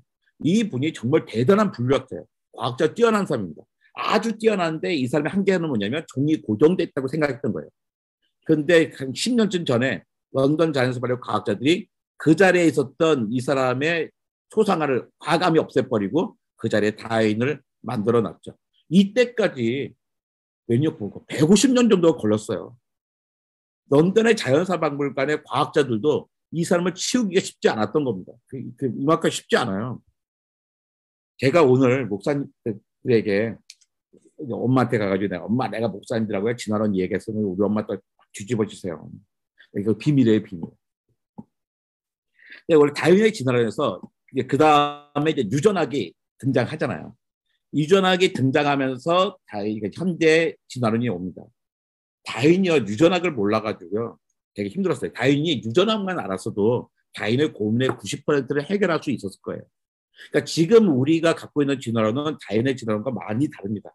하지만 다윈의 진화론을 근간으로 하고 있기 때문에 그러니까 다윈의 진화론이 틀린 게 아니에요. 부족한 거죠. 우리 더 확장을 해서 있는 겁니다. 근데 그 다음에 이제 해밀턴을 가지고 이제 우리는 왜 이타적인 행동을 할까 이런 것들이 있잖아요. 왜 철로에 떨어진 사람을 자기 목숨을 걸면서 지키라고 할까 이런 이야기들. 왜 사람들이 기꺼이 전쟁이 났는데 춥지 않고 내가 나라를 위해서 목숨을 바치라고 하지? 우크라이나고 그런 거 보이잖아요. 그런 것들을 수학적으로 진화론으로 해석을 하기도 합니다. 근데 페일리가 시간은 너무 복잡하고 기능적에서 우연히 출현할 수 없다 그랬잖아요. 그걸 이제 리사 도키스가 만약에 진화가 돼서 설계자 존재했다면 그는 필경 눈먼 시계공일 거다라고 이야기를 합니다. 눈먼 시계공이 이런 거죠. 우연히 만들었다고 생각하는 거 비슷한 거니까 시계공이 그렇게 딱 한 번에 제대로 만들지 않았거든요. 눈도 마찬가지예요. 눈먼 시계공이 이제 또 다른 얘기인데요. 눈먼 시계공이 그러니까 우리 자꾸 리차 도키스 하면 이기적인 유전자만 이야기잖아요. 리차 도키스를 2번 만났었는데 자기도 놀랍대요. 한국에서 이기적 유전자 아직도 그렇게 많이 팔린 이유를. 실제로 그렇게 중요한 책도 아니고 자기 생각도 많이 바뀐 부분도 있거든요. 사람들이 제목에 오해한 것도 많아요. 이기적 유전자라는 게 그러니까 우리가 이기적이야 된다는 얘기가 아니거든요. 유전자가 이기적이니까 이기적 유전자를 지키기 위해서 사람들은 이타적이어야 된다는 이야기를 하고 있습니다. 이 눈먼 시계공이 가장 자기 대표적인 이야기예요. 엄청나게 많은 눈들이 있잖아요. 다 달라요. 다 다른데 이게 갑오징어의 눈이고요. 사람의 눈이에요. 사람의 눈이 제일 좋아야 되잖아요. 사람의 눈보다 갑오징어의 눈이 더 좋습니다. 왜냐하면 갑오징어는 이 시신경이요. 이 망막 뒤로 이어져 있어요. 이 망막을 완전히 다 쓸 수 있어요. 근데 사람의 시신경은 망막보다 앞에 있어요. 근데 모여서 구멍을 뚫고 들어가요. 그래가지고 망막가운데 한가운데 구멍이 있습니다. 그래서 우리 앞을 보면 한가운데 까만 점이 있어야 돼요. 근데 까만 점 못 보이잖아요. 왜냐하면 우리 자꾸 눈에 계속 움직이면서 그 안 볼 그 까만 점 못 볼 뿐이죠. 그러니까 사람의 눈보다 갑오징어의 눈이 더 좋아요. 더 발달한 겁니다. 근데 갑오징어가 훨씬 먼저 생겼거든요. 사람보다. 근데 그 진화의 길이 하나의 길이 아니었던 거죠. 따로 온 거죠. 날개도 보면 새의 날개와 뭐 잠자리의 날개, 박쥐의 날개가 다 다른 거잖아요. 다르지만 같은 기능을 갖다 보니까 비슷한 모양이 생겨서 수렴 진화라고 합니다. 그러니까 눈이 쉽게 이렇게 복잡한 눈이 어떻게 만들어서 그런데요. 이 복잡한 눈이 한 번 딱 만들어진 게 아니에요. 이게 다양한 과정을 거쳐서 우리 발생 과정 속에서 이렇게 복잡한 과정을 거쳐서 만들어집니다. 실제로 진화 과정에도 마찬가지예요. 생명에 따라서 그 복잡한 과정들이 발생 과정에 보여주는 그 복잡한 과정들을 각각 갖고 있는 눈들이 있어요. 그러니까 이게 이런 과정을 거쳐서 만들었다고 보여주고 있는 거죠. 그러니까 다윈이 이렇게 종합기원했어요. 여러 가지 생물의 거의 모든 부분은 그 복잡한 생활 조건과 극히 미묘한 관계를 갖고 있다. 글을 되게 못 써요. 어떤 부분이라 하더라도 그것이 완성된 상태로 갑자기 태어났다고 하는 것은 어떤 복잡한 기계가 완성된 상태로 발명된 것과 같다. 있을 수 없느냐 생각한다. 시계가 복잡하게 처음 만들어지지 않은 것처럼 생명의 여러 가지 눈 이런 것도 한 건을 만들어지지 않았던 것 같다. 되게 따로 순서대로 만들었다. 그러니까 진화됐다고 이야기하는 거죠. 요즘은 진화 발생 생물학이라고 합니다. 이보 디버라고 간단하게 이야기하는데요. 이보 디버라고 간단하게 이야기합니다. 그 물고기에 보면 물고기는 목이 없어요. 갈비뼈도 없고 등뼈만 쫙 있습니다. 틱타 알렉이라는 거는 여기 갈비가 생기고 그 다음에 사지 동물은 여기에 이제 목도 생기고 갈비도 키워지고 아예 발이 생기는 거예요. 진으로해서 다리의 순서대로 나타나요. 뭐 순서대로 진화에서 보면 이제 순서대로 그 생기는 보수가 보이는 거죠. 사람, 고양이, 고래, 박쥐인데요. 구조 똑같아요. 여기 하나예요. 여기 두 개입니다. 그 다음에 뭉치가 있고 손가락이 있는 거잖아요. 여기도 하나가 있고 둘이 있고 손가락이 있는 거예요. 같은 설계도를 가지고 있는 겁니다. 아까 37개의 동물 설계도가 있었다 했잖아요. 척추동물도 똑같은 거죠. 비례만 다른 거예요. 사람에 따라 뭐 팔 길고 작은 사람이 있는 것처럼. 닭과 생쥐가 구렁이가 있는데요. 구렁이는 길잖아요. 그게 똑같은 유전자예요. 레고를 맡기는 것처럼 닭은 목에 해당하는 유전자가 여러 번 발현이 됩니다. 같은 레고를 10번 낀 거예요. 근데 구렁이는 가슴에 해당하는 레고를 여러 번 끼는 거예요. 결국 어떻게 해요? 같은 유전자 혹스 C8이라는 유전자들이 있는데 같은 유전자를 어떤 식으로 작동하느냐에 따라 같은 부품을 가지고선 다른 생명이 된 거죠. 사람의 눈을 발생하는 유전자가 아이리스라고 하는 눈이에요. 초파리는 팍스6라고 하는 눈 유전자를 갖고 있어요. 그러니까 사람의 눈과 초파리의 눈은 구조, 재료, 작동 방식이 완전히 다릅니다. 전혀 다른 유전자를 갖고 있는 거예요. 그런데 실험을 해봤어요. 초파리의 눈 유전자를 생쥐에게 넣고 생쥐의 눈 유전자를 초파리에 넣은 거예요. 어떻게 될까? 초파리의 눈 유전자를 생쥐에 넣었으면 어떻게 해요? 생쥐의 초파리의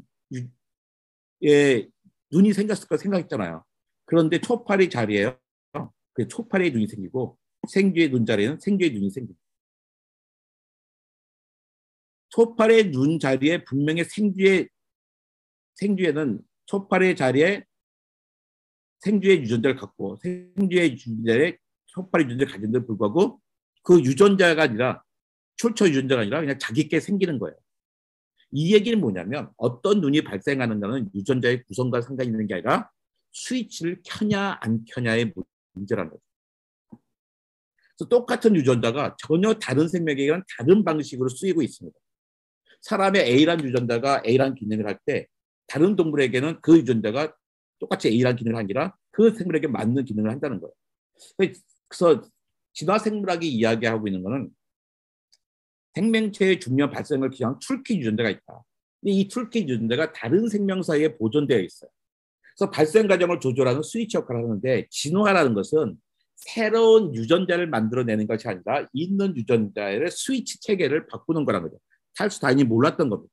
찰스 다인이 뭘 고민했냐면 새로운 유전자가 생기려면 시간이 엄청나게 많이 걸려야 될 것 같은데 근데 너무나 빨리빨리 새로운 생명이 생기는 거야. 나 도저히 모르겠는데요 하고 말았습니다. 그런데 지금의 이보 디버의 기술은 뭐냐면 진화라는 것이 새로운 유전자를 만드는 것이 아니라 이미 있는 유전자를 조합을 해서 키는 방법을 바꾼 거예요. 어떤 게 나왔냐면 이 지휘자 유전자가 쭉 남아있는데 지휘자 유전들이 너 첼로 켜? 그럼 첼로가 켜지고 바이올린 켜? 바이올린이 켜졌다는 거죠. 진화라는 건 뭐냐면 이렇게 어느 유전자를 어떤 조합으로 키고 말고를 결정하는 것이 바로 이거라는 겁니다. 사람하고 침팬지하고요. 사람하고 침팬지하고 DNA의 98.8%가 똑같아요. 1.2%밖에 안 달라요. 700만 년 사이에 변화가 1.2%밖에 안 생긴 거예요. 근데 1.2%인데 완전히 이렇게 다르잖아요. 다른 게 뭐냐면 같은 DNA 유전자를 갖고 있는데 그 유전자를 어떤 방식으로 조합해서 어떻게 키느냐가 달라진 거예요. 이거면 충분히 700만 년에 하고도 남을 일인 거죠. 그렇다면 잠깐 퀴즈입니다. 자, 우리가 진화를 시킬 수 있다. 진화를 시킬 수 있는 능력을 가졌다. 예봐요. 우리는 바퀴가 달린 동물을 만들 수가 있을까요? 아니면 날개가 달린 돼지를 만들 수 있을까요? 여러분 어떻게 생각하십니까?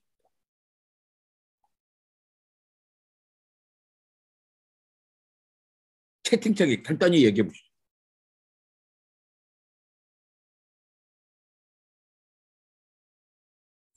채팅창에?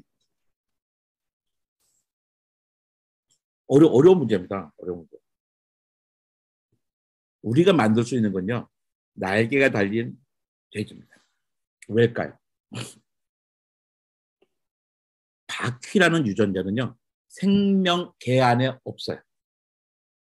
어떤 생명도 바퀴를 갖고 있지 않습니다. 근데 날개는 생명계 안에 있는 거잖아요. 날개를 우리 생명계에서는 우리 몸 안에 유전자가 있는 거예요. 그러니까 그것을 발현시키면 돼요. 하지만 이 바퀴라는 유전자는 아예 없는 거예요. 진화라는 게 지금의 진화라는 것은 아예 없는 걸 만들어낸 게 아니거든요. 그러니까 이게 훨씬 더 가능성이 있는 거죠. 자, 지구가 얼마나 오래됐을까? 제가 여름에 전교인 수련회 갔을 때 굳이 저를 보고서 30분짜리 테드 강연을 해달라 그래서 첫 번째 질문이 이거였어요.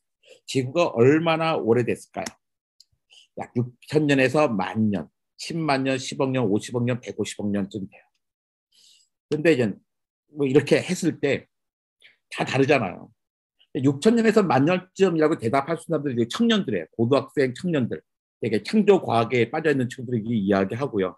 그게 아닌 분들은 천차만별로 이제 답을 이야기하시죠. 그건 저는 다 대충 분위기 봐서 지구의 역사는 6,000년에서 150억 년 사이라고 이야기합니다. 6,000에서 50억 년 사이라고 분위기 봐서 이야기해요. 그래서 한번 뭐 이런 얘기하면요. 권사님들은 무조건 박수치고 좋아해요. 어차피 이해 못해요. 이해 못하고 그냥 이정모가 좋은 거예요. 우리 안수도 좋아하니까 박수치는 거예요. 이런 얘기할 때 자리 박차고 나간 사람도 청년들이었어요. 제가 청년부 부장이었는데 그때 한번 오후 예배 때 뭐 이런 지구의 나이 이런 얘기 한 번 한 적이 있거든요. 표정이 이거예요. 우리 부장주사 미친 거 아니야? 하고 그러신 분이 있죠.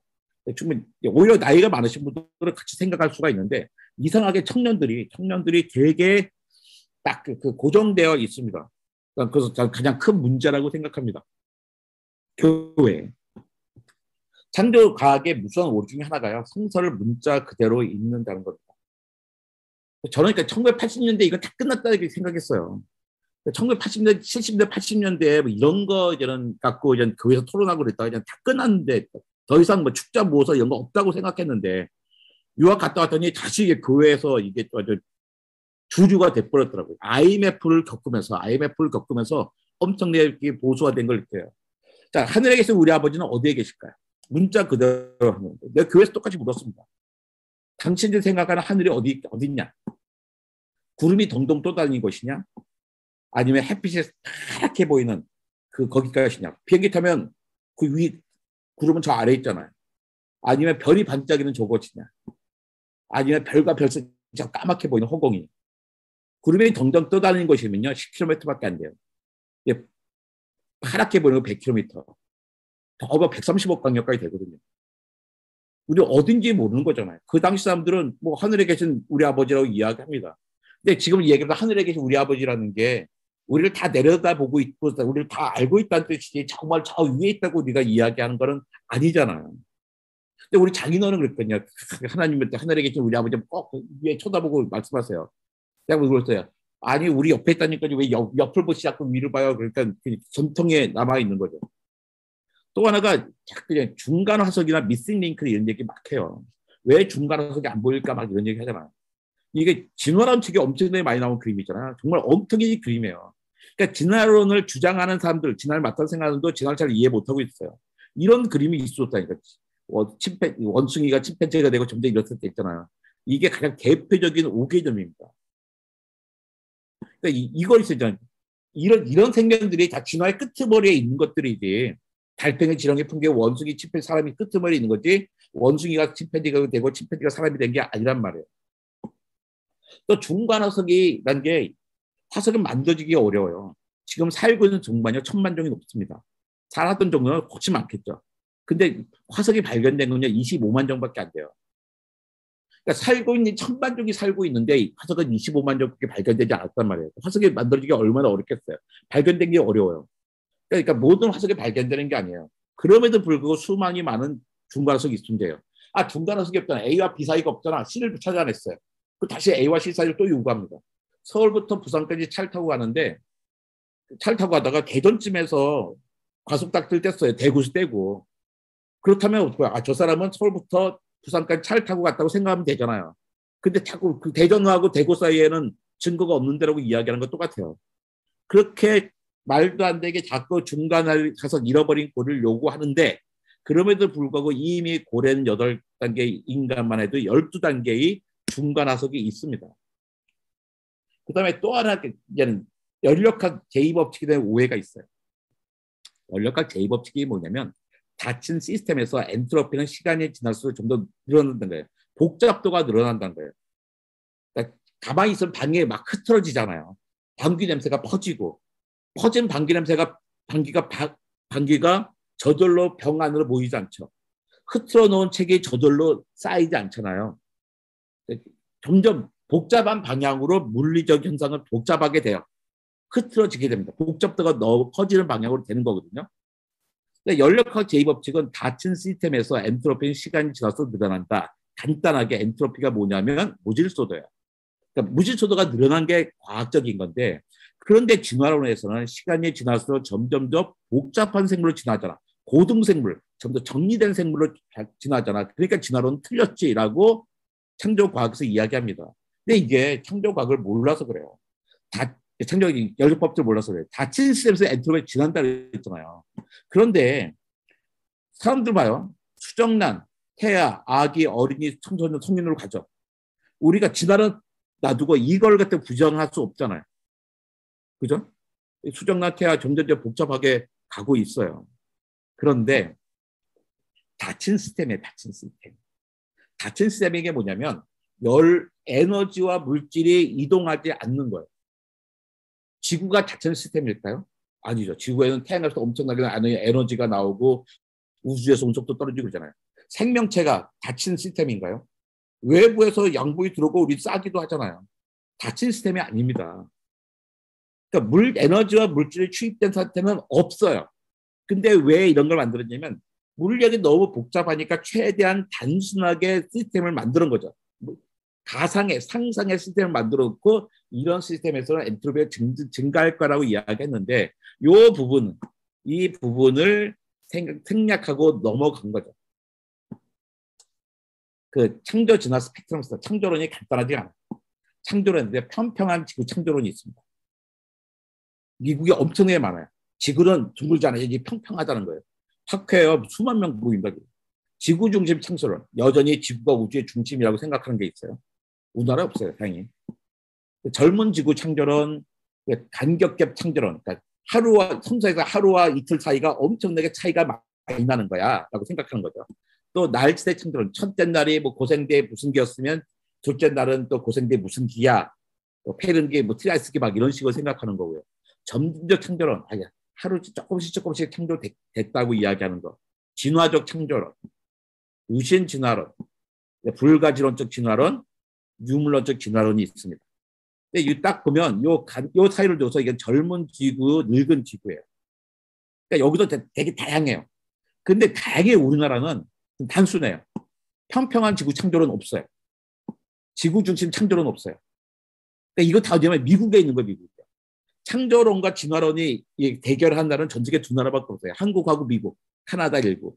제 큰 딸이 92년생인데 걔는 진화론을 독일 학교에서 가톨릭 학교 다녔거든요. 신부님한테 배웠어요.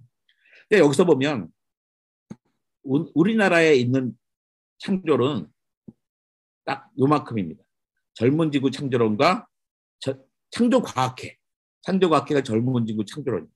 창조과학회 초대 회장님한테 제가 저 교수님이었어요. 제가 컴퓨터 공학과 교수님인데 그분에게 컴퓨터를 배웠습니다. 제가 이제 그분이 또 저랑 또 친해가지고 제가 어떻게 됐겠어요? 창조과학회에서 또 열심히 활동을 했었죠. 왜 근사하잖아요. 그 근사 창조 네, 신앙 과학적으로 신앙을 설명한다는 게 얼마나 멋있어요. 그런데 나는 언제 되게 내가 바보짓을 하고 있다고 생각이 들더라고요. 또 지적 설계론 이또 약간 이제 창조는 됐지만 늙었다고 이야기하는 거죠. 그래서 우리나라에 보면 종교전쟁이라는 책이 있었어요. 종교전쟁 책에 3명이 등장하는데 한 분은 목포신학대 총장을 하셨나 그런 분이 계시고 그분이 이름이 여기 보면 신재식 교수님이요. 그런 분도 신학대 총장 하시더라고요. 신재식 교수님은 유신진화론자입니다. 진화론 했어. 누가 만들었어? 하나님이 만들었지 하는 거고요. 불가지론적 진화론자는 저기에 한신대학의 종교학 교수는 김민송 교수님이고요. 유물론적 진화론자는 진화론자는 장대익 교수님이고, 장대익 교수는 저기 카이스트 다닐 때 거기 그 당시에 카이스트 안에는 창조과학 전시관도 있고 막 그랬거든요. 거기 대표적인 창조과학회 회원이었죠. 그 다음에 우리나라에 지금 누구십니까? 서울대에 계시는 우종학 교수님이시죠. 우종학 교수님, 천문학자. 그분은 자기는 진화적 창조론자라고 주장하세요. 나는 유신진화론자가 아니야. 진화적 창조론자 얘기하는데 솔직히 말하면 진화론적 창조론과 유신진화론은 똑같아요. 제가 보기엔 별 차이 없어요. 근데 우종학 교수는 아주 다른 아니라고 딱 다르다고 이야기하시는데 그분 말씀 들으면 다른 것 같은데요. 내가 보기 잘 모르겠어요. 어쨌든 비슷합니다. 그러니까 저는 뭐냐, 너 창조를 안 믿어? 그런데요. 어떻게 기독교 신자가 창조를 안 믿겠어요? 당연히 창조를 믿죠. 창조를 받아들이죠. 창조에 관심은 창조론자가 아닐 뿐이에요. 우리가 말하는 창조론이라는 게 뭐냐면 창조를 받아들이냐 안 받아들이냐가 아니라 창조과학자냐 창조과학을 받아들이냐 아니라는 차이인 거지 창조를 받아들이냐 안 받아들이냐 차이는 아닙니다. 종교에 대해서도 이제 같은 진화학자도 다 느낌이 다릅니다. 리차드 도키스는 뭐라 그래요? 종교를 박멸하라 그러잖아요. 근데 얼마 전에 들어왔죠. 에드워드 윌슨 교수님은 종교도 좋은 사람들하고 과학도 좋은 사람인데 왜 서로 싸워? 그냥 손잡고 좋은 일 하자고 세계 평화를 위해서. 스티븐 제일 교수님 제일 먼저 들어왔죠. 이분들은 서로 관심을 갖지 말자 그런 거예요. 너는 너고 나는 나니까 신경 끄고 각자 관심 있는 것만 하자. 이 사람 종교는 망상이야. 서로 갖고 창조를 해보자. 근데 이분은 노말하죠. 서로 영역이 다르니까 신경 쓰지 말고 과학은 과학대로 발전하고 신학과 신학대로 발전하면 되지 왜 서로 만나려고 그래? 라고 주장하는 부분입니다. 근데 어려워요. 어렵습니다. 도키스 저 싫어하거든요. 별로 안 좋아해요. 뛰어난 각자지만 그런 게 좋아하지 않는 사람입니다. 근데 있잖아 갈등이 있으면 해결법이 있죠. 갈등이 있으면 어떻게 합니까? 제일 좋은 거는 일단 분리를 하는 거잖아요. 접촉하고 지지합니다. 얼마나 웃기냐면 저희 엄마도 권사예요. 엄마도 권사고 그 며느리도 권사인데요. 이 권사 둘이서 그렇게 사이가 안 좋아요. 어떻게 해결해야 됩니까? 둘이 다 각자 기도해요. 각자 기도해가지고 며느리 타고 한 권사님은 며느리 타고 한 권사님은 이제 시어머니 탓한 말이에요. 제일 좋은 거는 분리하는 거더라고요. 따로 사는 거예요. 따로 살고 가끔 만나요. 가끔 만나니까 서로 좋아하고 지지를 하게 되더라고요. 근데 창조과학도 이거 같아요. 너무 융합되어 있어요. 과학 그 안에서 정확하게 자기 거 없이. 그래서 과학과 종교를 좀 띄워놓고서 과학과 신학이 서로 접촉을 하면 서로 지지할 수 있을 거라 생각이 듭니다. 그래서 저는 왜 2000년 초반까지도 과학이냐 창조냐 과학이냐 이런 부분에 교회에서도 관심 많았거든요. 근데 요즘 교회에서 물어보냐 대답도 안 한다. 관심 없어요. 그래요. 우리가 21세기에 살고 있는데 아직도 진화냐 창조냐 이런 얘기하고 있으면 되겠습니까? 우리가 얼마나 많은 문제를 갖고 있어요. 환경, 기후 문제니 우리 빈부의 차이니 이런 문제가 많은데 자꾸 그런 걸 갖고 있어요. 그래가지고 우리가 이렇게 한심하게 살 게 아니라 좀 21세기의 문제를 해결할 것 같아요. 다른 영역도 다르더라고요. 기독교는 왜라는 문제를 다루지만 과학은 어떻게라는 걸 생기거든요. 어떤 과학자도 생명이 왜 생겼어라고 이야기하지 않습니다. 우주가 왜 생겼어라고 이야기하지 않아요. 우주는 어떤 과정을 통해서 우주가 생명 어떤 과정을 통해서 변했다고 생각하는 거죠. 예, 서로 영역이 많이 다른 것 같아요. 그래서 창조냐 진화냐 아까 말씀은 저는 당연히 창조됐다고 믿습니다. 하지만 창조론자는 아닐 뿐인 거예요. 그러니까 진화론자냐 그렇지 않죠. 저는 단 한 개의 증거만 난다. 예를 들어서 그 암모나이트와 토끼의 화석이 같은 지층에서 나왔다. 아니면 공룡의 뱃속에서 사람이 나왔다. 그런 증거가 하나만 나오면 저는 내가 받아들이고 있는 진화론은 그날로 버릴 준비가 되어 있습니다. 과학은 진리가 아니기 때문에 언제든지 버릴 수 있어요. 아직까지는 진화가 가장 합리적인 답이라고 생각하고 있습니다. 성경은 하나님의 말씀이요 자연은 하나님의 작품입니다. 따라서 이성과 신앙과 이성은 대립할 수 없습니다. 성경도 하나님 거고 자연도 하나님이 만든 겁니다. 둘 다 하나님 거니까 서로 싸울 리가 없죠. 그런데 마치 대립하는 것처럼 보일 경우에는 적어도 자연에 관한 문제에서만큼은 과학이 신학보다 우월합니다. 왜냐하면 성경은 일반인의 이해를 위해서 쓰여졌고 얼마든지 재해석할 수 있지만 자연은 변경할 수 없는 실제성이 있기 때문이죠. 그래서 만약에 성경에 있는 문장과 모순되는 것처럼 보이는 자연에 관한 진실을 과학자들이 증명하면 신학자들은 그 문장의 의미를 재해석해서 명확히 해야 합니다. 라고 누가 했냐면 갈릴레오 갈릴레이가 종교 재판에 내몰리니까 자기를 스폰했던 공주님에게 편지를 보내요. 제가요, 성경도 하나님 말씀이고 자연도 하나님 건데 둘 다 하나님 거잖아요. 둘이 싸울 리가 없죠. 근데 둘이 만약에 성서의 이야기가 자연의 이야기랑 다른 게 보이면 어떻게 해야 될까요? 그런 과학자의 말을 좀 들어야 되지 않겠습니까? 왜냐하면 성경은 재해석할 수 있잖아요. 과학은 못하고요. 교회에서 했을 때 젊은 목사님, 우리 식구랑 친한 목사님 한번 따지셨어요. 저한테 화를 내면 따지셨어요. 집사님 하면서 당신 말이 맞다면 도대체 창세기 2장 4절까지는 어떻게 해석이 되는 겁니까? 하고 하시는 거예요. 처음 봤어요. 목사님이 저한테 화를 되게 온유하신 분인데 저도 그게 약간 어이가 없었어요. 아니 창세기 1장 1절부터 2장 4절까지 해석할 문제를 과학자인 나한테 물어보면 됩니까? 그 신학자인 당신의 일이지. 당신 그거 하라고 월급 주는 건데 그걸 과학자한테 물어보고 영역이 다르다. 당신이 고민하시고 연구하셔서 어떻게 해석하실지를 찾으십시오라고 이야기한 적이 있습니다. 자동차가 움직입니다. 자동차가 움직이는 걸 보고서 우리는 다양한 방식을 표현할 수 있어요. 차가 간 모습 보고서 저거 너 뭐 봤어요? 그러면요. 어떤 사람은 자동차가 간다고 이야기하는 사람이 있어요. 어떤 사람은 바퀴가 굴러간다고 이야기할 수도 있습니다. 또 어떤 사람은 엔진이 움직인다고 이야기할 수도 있고요. 어떤 사람은 석유의 화학 에너지가 바퀴의 운동 에너지로 변했다고 이야기할 수도 있어요. 다 같은 이야기입니다. 같은 장면을 보고 다른 층위로 이야기할 수 있는 거죠. 그러니까 이렇게 이야기할 수도 있고 저렇게 이야기할 수도 있는 겁니다. 과학자들이 진화를 이야기하는 것은 창조를 설명하는 다른 층위의 이야기일 수 있을 겁니다.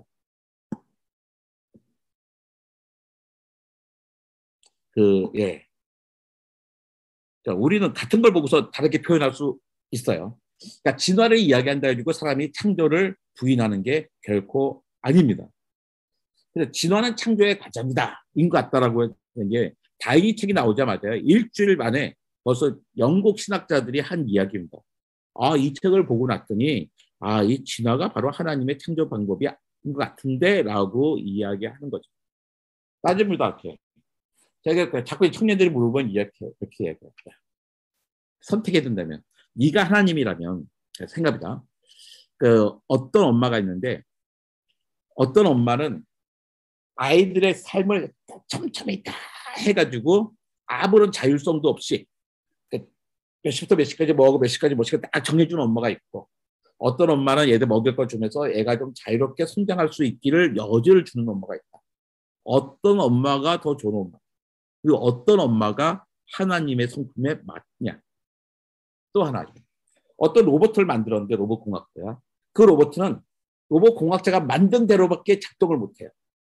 근데 어떤 로봇은 그 로봇가 스스로 자기를 고쳐나가서 개선시킬 수 있어요.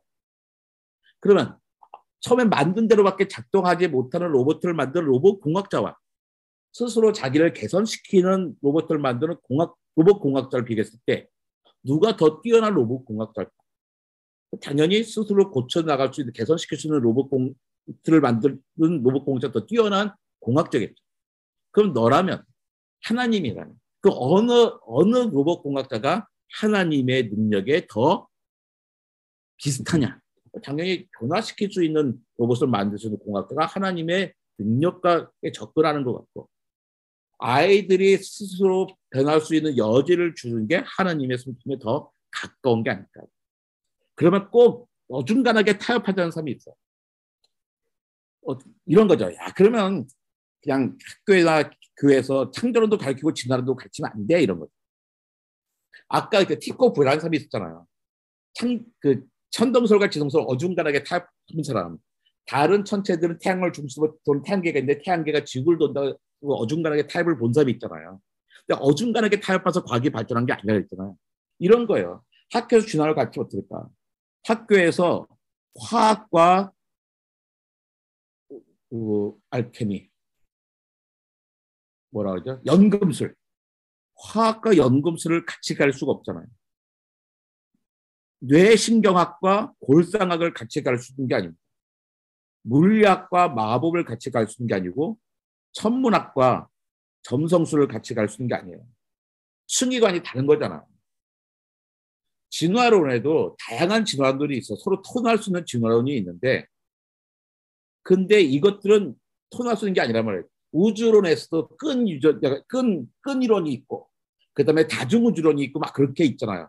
그러니까 얘네들은 끈 이론과 다중우주론 서로 토론할 수 있는 여지가 이제 같은 층위에 있는 거예요. 누가 맞겠지만 그런데 물리학과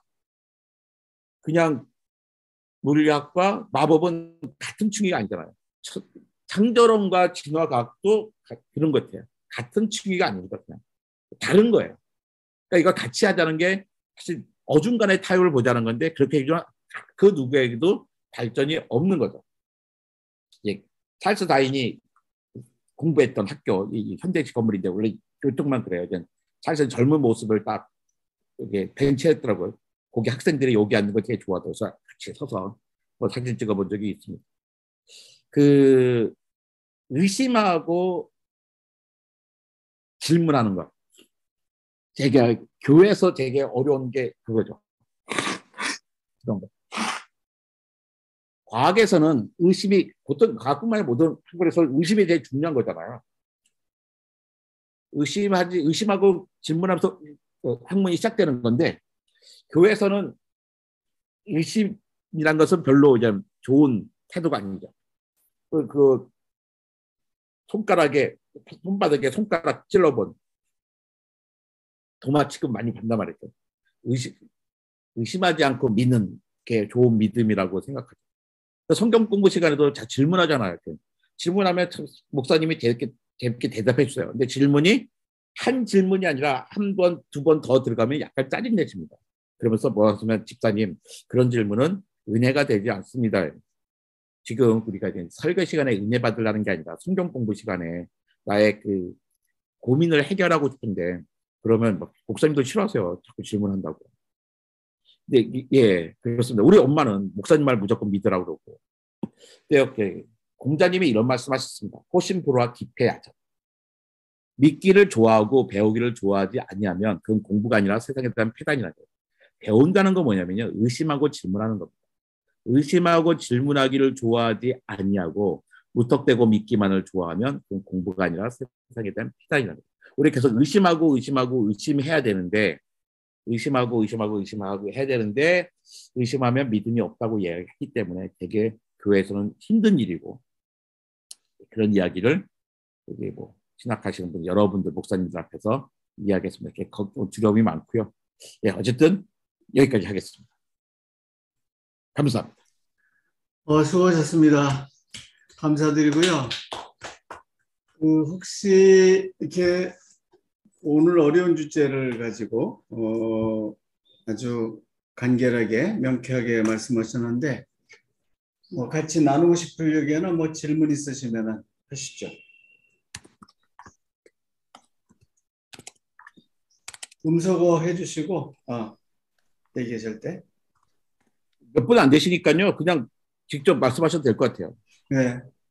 네, 너무 정말 뭐 이런 강의를 어디서 들을 수 있을까 그런 느낌입니다. 너무 좋았고요. 그 진화적 창조론에 대한 저 나름대로의 어떤 공감과 결론이라고 할까요? 그게 정말 컸고요. 진화가 곧 창조다. 뭐 이런 생각이 드는 그런 느낌입니다. 제가 하나 궁금한 거는 그 스위치 그 말씀을 해주신 게 네. 너무 지금 와닿거든요. 그래서 이 스위치를 그 누르는 그 역할을 우리는 뭐 신학적으로 하나님의 어떤 창조가 아닌가, 성령의 역할이 아닌가 이런 생각이 듭니다. 제가 이제 그렇게 해석을 해보게 되고요. 저는 이 창조론과 뭐 진화론 계속 진화론을 인정하면서 하나님의 창조를 또 믿는 그런 상황이었는데 그런 태도였는데 정말 궁금했던 게 그 오늘 그 관장님 말씀해 주신 것처럼 어떤 그 진료들을 다 이렇게 분리해서 어떤 사물의 진료를 다 분리해서 그 진료들을 다시 합쳤을 때 그 사물로 다시 복귀가 될까 그런데 궁금증이 많이 있었거든요. 근데 제가 판단하고 생각하기로는 그 진료를 아무리 완벽하게 분리를 해서 다시 합친다고 해도 그 사물로 돌아가지 않는다는 게 제 그 생각이었거든요. 뭔가 거기에 추가되는 그런 것이 필요하다. 그래서 관장님께서 그 설명해 주신 그 스위치의 역할이 마지막으로 좀 어떻게 뭐 과학적으로든 관장님의 어떤 신앙적인 그런 견해를 좀 여쭙고 싶습니다. 네, 감사합니다. 옛날에 제가 4학년 때, 대학교 4학년 때 저도 목사가 되려고 우리 시간에 어른들의 꿈이에요, 꿈. 우리 대대로 기독교 집안인데 우리 왜 목사가 한 명 없냐? 목사 되면 좋겠다 해서 4학년 때 신학을 줬어요. 저희가 김창국 교수님의 돌아가신 김창국 교수님의 예언서 듣고 막 그러면서 김창국 교수님 밑에서 공부할까 생각했습니다. 근데 김창국 교수님이 강의하시면서 여러 가지 말씀을 많이 하셨는데 우리한테 당부한 게 있어요. 근데 지금 우리하고 한 얘기들은 절대로 교회 가서 하지 마라. 너가 너무나 힘들다. 이 교회에서 우리가 이 사회에서 해결해야 될 문제가 되게 많은데 이 창조나 진화를 갖고는 그렇게 중요한 문제가 아니다. 우리 그게 뭐예요? 조직 신학에서도 잠깐 다루고 많은 이야기인데 너무나 그게 성도들에게 큰 문제로 다가오면서 이게 너의 정체성을 아예 정해버린다. 그러니까 지금 이 사회에 풀어야 될 문제, 그때 뭐 민주화 이런 거에 좀 가난한 사람들의 이런 거에 관심에 주로 이야기하지 괜히 쓸데없이 창조 진화 이야기하면서 정작 해야 될 얘기에서 분란을 일으키지 말라 이런 말씀을 하셨던 게 그때 퍼뜩 지금 생각이 든다. 왜 생각이 들었는지 모르겠는데 가지고도 이렇게 왜 저희가 걱정되는 부분이 항상 있는 거죠. 이렇게 좋으신 분, 목사님들 좋으신 목사님들이 이게 그동안 너무 답답했기 때문에 이걸 또 성도들하고 쉽게 또 터놓고 이야기하는 거는 별로 좋은 정책은 아니라고 생각합니다. 아직까지는 좀 더 좀 조심하게 우리가 해야 될 일이 많잖아요. 네, 죄송합니다. 또 비겁한. 또 다른 분 너무 질문을 막으신 거 아니에요? 아니요, 우리끼리 얘기를 많이 해야죠. 한번 또 재밌는 게 연대 거기서 무슨 신학대학원인데 연합신학대학원 연수원, 예. 예, 강의 요청을 받은 적이 있어요. 근데 제목도 없이 그냥 2시간 해달라고 하더라고요. 제가 뭐 할까 하다가 그때 그 달력 이야기했습니다. 우리 성탄절이니 부활절이가 실제로 예수님의 부활한 날과 태어난 날과 아무 상관없다는 이야기를 달력의 역사 그렇게 이야기했더니 끝나고 나서 그 당시 저를 초대했던 학장님이 그러시더라고요. 제가 한심해하면서 우리가 자연사 박물관 관장을 부를 때 그런 달력 이야기를 듣고 싶어서 널 불렀겠냐. 그러니까 진화이라는 이야기를 듣고 싶었었는데 그거 처음부터 그러면 진화의 이야기를 해달라고 하시죠. 그럼 했을 텐데 했더니 그걸 어떻게 우리가 공문으로 보내냐. 그걸 좀 알아서 해야지 또 그러시더라고요. 제가 그랬던 적이 있습니다. 예, 이래 목사님 뭐 질문하실 거 있어요? 네, 음소거 해주시고. 네, 안녕하세요. 네, 아직 전도사고요. 네. 네. 네, 교회에서 이제 배려를 해주셔서 이제 같이 강의를 듣게 됐는데, 네. 이제 교수님께서 말씀하신 부분 중에서 저도 이제 학교에서 배운 부분이지만, 이제 보통 종교는 왜라는 부분에 대해서 이야기를 하고, 과학은 어떻게라는 부분에 대해서 이야기한다는 부분이 저에게 있어서 아직도 이제 꽤 흥미롭게 다가오는 부분이긴 했거든요. 이제 그 말을 들으면서 이제 문득 그런 생각이 들더라고요. 이제 창세기에서 이제 보면 아담과 하와가 이제 쫓겨날 때 하나님께서 그냥 쫓아내시지 않으시고 그들에게 이제 옷을 입히시고 보내시잖아요. 저는 어쩌면 진화에 대한 부분을 그런 식으로 우리가 이해해 볼 수 있지 않을까라는 생각이 문득 들더라고요. 하나님께서 분명 아담과 하와를 만드셨지만 이 옷이라는 것은 환경에 대해서 적응하고 또 환경에 대해서 자기 자신을 지킬 수 있는 요소잖아요.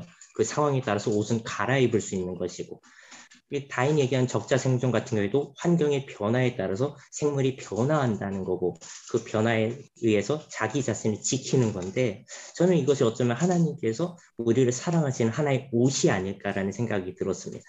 그래서 상황에 맞게 적응할 수 있는 능력 그리고 그 상황에 맞춰서 변화하면서 우리 자신을 지킬 수 있는 하나의 수단 이것으로 우리가 진화를 이해한다면 진화와 창조 이것이 갈등하는 것이 아니라 우리가 새롭게 수용하고 더 나아가 하나님의 사랑을 우리가 새롭게 이해할 수 있는 하나의 방법이 되지 않을까 하는 생각을 했는데 교수님 혹시 제가 이렇게 생각한 거에 대해서 혹시 어떻게 생각하시는지 코멘트를 드릴 수 있을까요? 그래서 야 이거 제가 써먹어야겠다는 생각이 들었습니다. 너무나 좋은 설명이다. 가지고 정말 감사합니다. 제가 이렇게 딴 데 가서 혹시 이런 얘기 하고 있으면 내가 이제 이 일의 전도사님의 성함을 잊어버리더라도 제가 이 일의 전도사님을 나를 인용해서 하는 거로 이해해 주시면 고맙겠습니다. 정말 감사합니다. 설명이십니다. 또 다른 분. 아이고.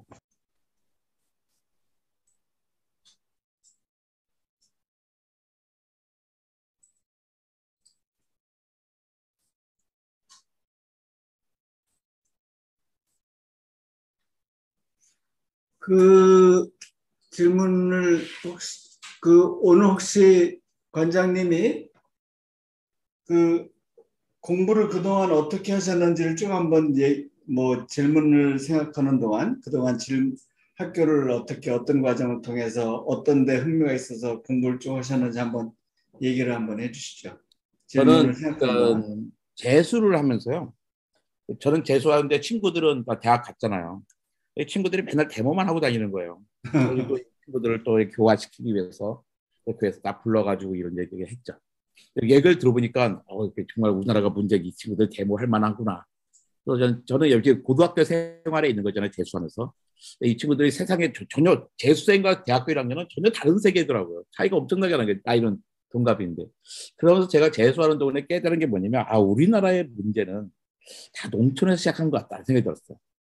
농촌이 잘 살 수 있으면 이럴 줄 알았는데 농촌이 살 수 없으니까 도시로 몰려오니까 저임금이 되고 막 이런 게 생각돼서 나는 꼭 농촌을 좀 잘 살게 하는 일을 하고 싶다는 생각이 들었어요. 그래서 그 농대를 가야겠는데 재수하면서 성적이 엄청나게 좋았어요. 가야 했는데 할머니가 외할머니가 너는 꼭 예수님이 세운 학교에 갔으면 좋겠다 그런 거예요. 연대를 가야 된다는 거죠. 연대를 가야 된다. 그러니까 재수할 때 저는 원서 쓰러 가면 고3 선생님이 써주시는 건데 고3 선생님은 저한테 관심이 없고 그냥 고1 선생님, 담임 선생님이 저를 불러가지고 이야기하시는 거죠. 성적이 얼마입니다. 아이고 서울대 가야지. 저 연대 가라는데요. 그럼 연대 가겠습니다. 그럼 연대 가지. 좋은 순이어서 어떻게 서울대 하나 더 보내야 텐데 안 되고. 그런데 선생님 저 꼭 농대 가고 싶습니다. 근데 거기 쫙 보니 연대 농대가 없잖아요. 너무 고민이 많으신 거예요. 그러면 농대 하고 싶으면 넌 꿈을 서울대 가야 되고 할머니 꿈을 이루면 연대 가야 되고 어떡하냐 막 듣다가 이분이 생화학과를 보셨어요. 오해하셨습니다. 화학이 아니라 꽃화라고 생각하신 거예요. 이런 원예학과로 생각하시고 제 무릎을 딱 치면서 야 이게 네가 찾던 바로 그거다. 네가 우리나라가 그냥 옛날처럼 쌀만하는 게 아니라 네덜란드처럼 꽃도 피우면서 잘 살아야지. 이거 원예학과라는 거. 한 달쯤 지나서 딱 보니까 과트를 맞췄는데 바이오 케미스트리 써 있어요. 깜짝 놀랐어요. 그 친구한테 물어봤어요. 야 생화학과의 화가 플라워가 아니라 케미스트리야. 그러니까 이 친구 바보 아니야? 막 그런 거예요. 그러니까 갑자기 흥미가 확 없어지잖아요. 그래서 2학년 때는 경제학과에서 공부를 했습니다. 다시 뭐 친구들 어울려서 데모도 하고 그러다 보니까 경제학이 중요했잖아요.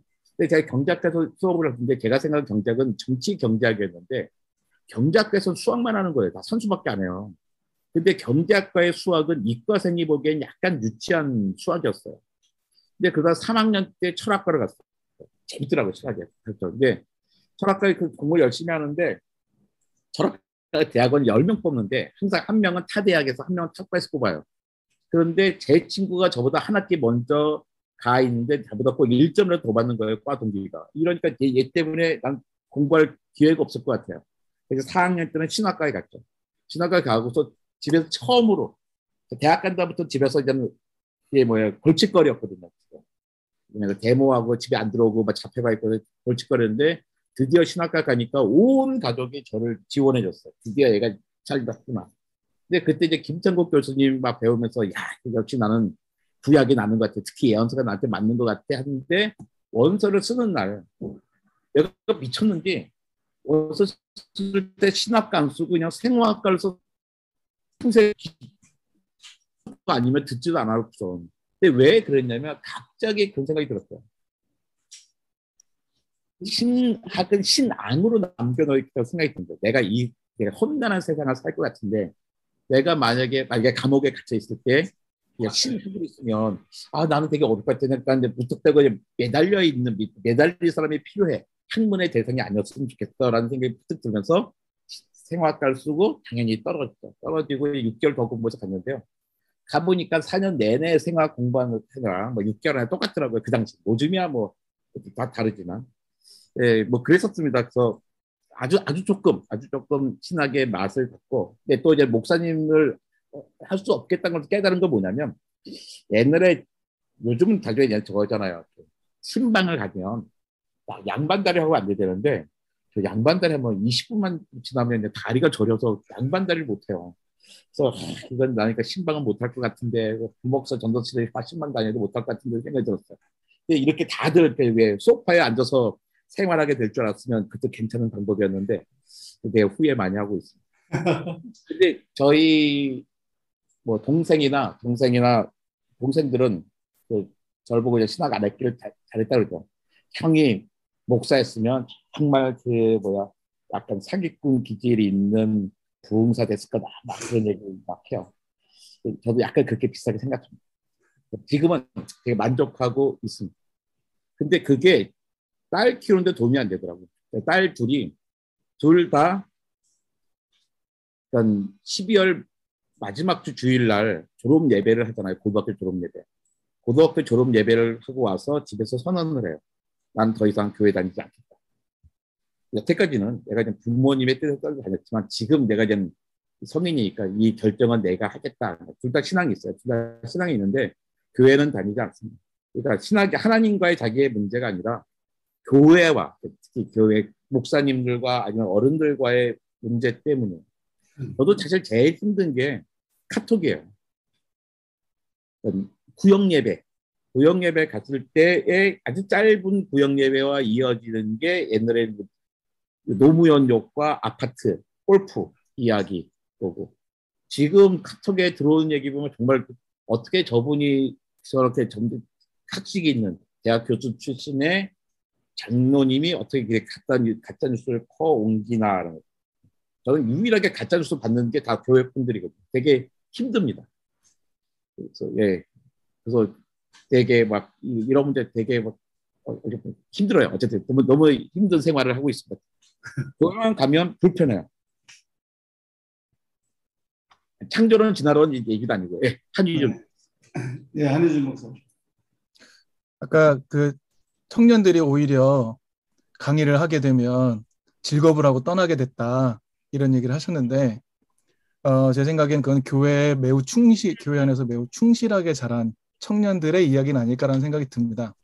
그런데 오늘 강의해 주신 이 내용들은 사실 교회 밖에 있는 사람들한테 매우 상식적인 이야기일 것이고 오히려 교회 밖에 있는 이들과 기독신앙에 대해서 창조와 진화에 대해 얘기할 때는 매우 상식적으로 나눌 수 있는 대화일 것 같거든요. 결국 이 이야기를 주로 소통해야 될 대상이 기존의 교회에 있는 분들은 아닐 거라는 생각이 듭니다. 그들을 개화시키거나 교화시키는 거는 불가능한 수준일 거라는 생각도 들고요. 그러나 오늘 해주신 얘기를 교회 밖에 또는 청년들, 젊은 세대와 함께 더불어 이야기를 꺼낼 수 있는 매우 중요한 주제라고 생각이 드는데 사실은 말씀하신 것처럼 저는 이제 교회에서 청년들하고 같이 목회를 하고 있는 상황인데요. 지금 제가 있는 교회에서는 지금 해주신 이야기들은 너무 당연한 수준으로 이야기를 같이 나누고 있거든요. 근데 이정목 원장님 하시는 활동들 여러 가지를 살펴볼 때도 교회가 이제는 이 정도는 깨우쳐야 되지 않나라는 열망을 가지고 말씀해 주시지만 오늘 이 자리에 모인 분들 외에 사실은 대형 교회 목회자들 이런 분들이 창조과학이나 이런 걸 신봉하고 있는 채로 교인들에게 설명하는 경우가 비일비재하거든요. 그럼 결국 이 자리에 있는 그 목회자들의 변화뿐만이 아니라 이 밖에 아직 교회에 많이나 있는 분들의 변화도 필요한 상황인데 좀 국한해서 오늘 이 자리에 있는 분들만 생각해 본다면 우리가 교회 안에 있는 분들의 대상으로 대화하는 것보다 교회 밖에 또는 기독신앙과 과학에 대해서 조금이라도 관심 있는 사람과 만날 수 있는 채널을 어떻게 확보할 수 있을까? 뭐 이런 고민이 좀 듭니다. 그래서 그런 기회들은 없을까라는 생각도 들고 해서 뭐 질문이라기보다는 제 느낌과 더불어 그런 말씀을 좀 드렸습니다. 네, 좋은 코멘트 감사합니다. 제가 이제 바깥에서 이제 진화론 강의 막 하잖아요. 최근에는 갑자기 기후이기 때문에 1년 동안 진화론 이야기를 한 번도 못했던 것 같아요. 갑자기 다 기후에 꽂혀가지고. 근데 그 하고 나면 꼭 드는 질문이 있어요. 이게 좀 교회 밖 사람들이죠. 따지는 거죠. 아니 당신은 여태까지 진화론을 이야기했는데 내가 알고 봤더니 당신이 기독교인이라며 이러면 당신 정체가 뭐야? 응? 아니 여태까지 진화론 실컷 얘기했는데 알고 봤더니 교회 다니는 사람이네. 정말 웃기는 사람이 되는 거예요. 그러니까 이게 그 근본주의가 양쪽이 다 있어요. 문자적 근본주의도 있지만 과학적 근본주의도 있어가지고 이 사람은 더 문제예요. 교회 바깥은. 그러니까 교회 안은 문제인데 이건 그나마 훨 나아요. 내가 보기엔. 교회 바깥에서의 과문자주의 이건 더 큽니다. 그런데 이 분들을 이렇게 뭐 하려 그러면 문제가 과학의 문제, 신앙의 문제가 아니라 일단 교회의 행태, 최근에 한 10년 동안의 정치와 관련된 교회 행태 때문에 교회에 대한 극도의 거부감이 있어요. 하나님에 대한 거부감이 아니라 적어도 기독교인 그러면 제가 어릴 때는 저건 교회 다니는 사람이야 하면 일단 먹고 들어가는 게 있었어요. 일단 좋게 보는 거예요. 착한 사람이고 우리가 안심되는 사람이었는데 어느 날 갑자기 저 사람 교회 다니는 사람이야 그러면 의심을 하기 시작하는 거예요. 이상한 사람은 아니야. 근데 그게 어려워요. 옛날에는 교회는 사회구제하고 막 이런 거였는데 지금 정반대가 돼가지고 어떻게 단 뭐 한 세대 만에 이렇게 됐는지 나의 배포가 중요한 계기였다 생각해서 가슴 아프고 통탄할 일이죠. 저도 잘 모르겠습니다. 어떻게 될지. 예, 한성진 목사. 예, 한 목사님. 그 음성을 해주시고. 네, 안녕하세요. 한상진 목사라고 합니다. 저는 이 관련된 내용들을 쭉 계속 바라보면서 어떤 종교와 과학과의 대립, 그리고 그것을 풀어가는 과정이 좀 목사로서는 좀 안타까운 느낌이 좀 드는 것 같습니다. 왜냐면은 어떤 종교계의 위치라든지 오늘 역할이 좀 나날이 축소되어 가는 것 같다라는 그런 느낌이 들어서요. 또 설명이 대립되는 부분이 나오면은 마치 뭐 한 발짝 자꾸만 우리 신학자들이 물러나는 그런 느낌이 나서 그래서 마치 요즘 세상에서 이 종교를 갖는다라는 것이 비이성적인 사람으로 비춰지는 것이 뭐 사실 사회적으로 종교를 바라보는 일반적인 시각이 아닐까라는 생각이 들거든요.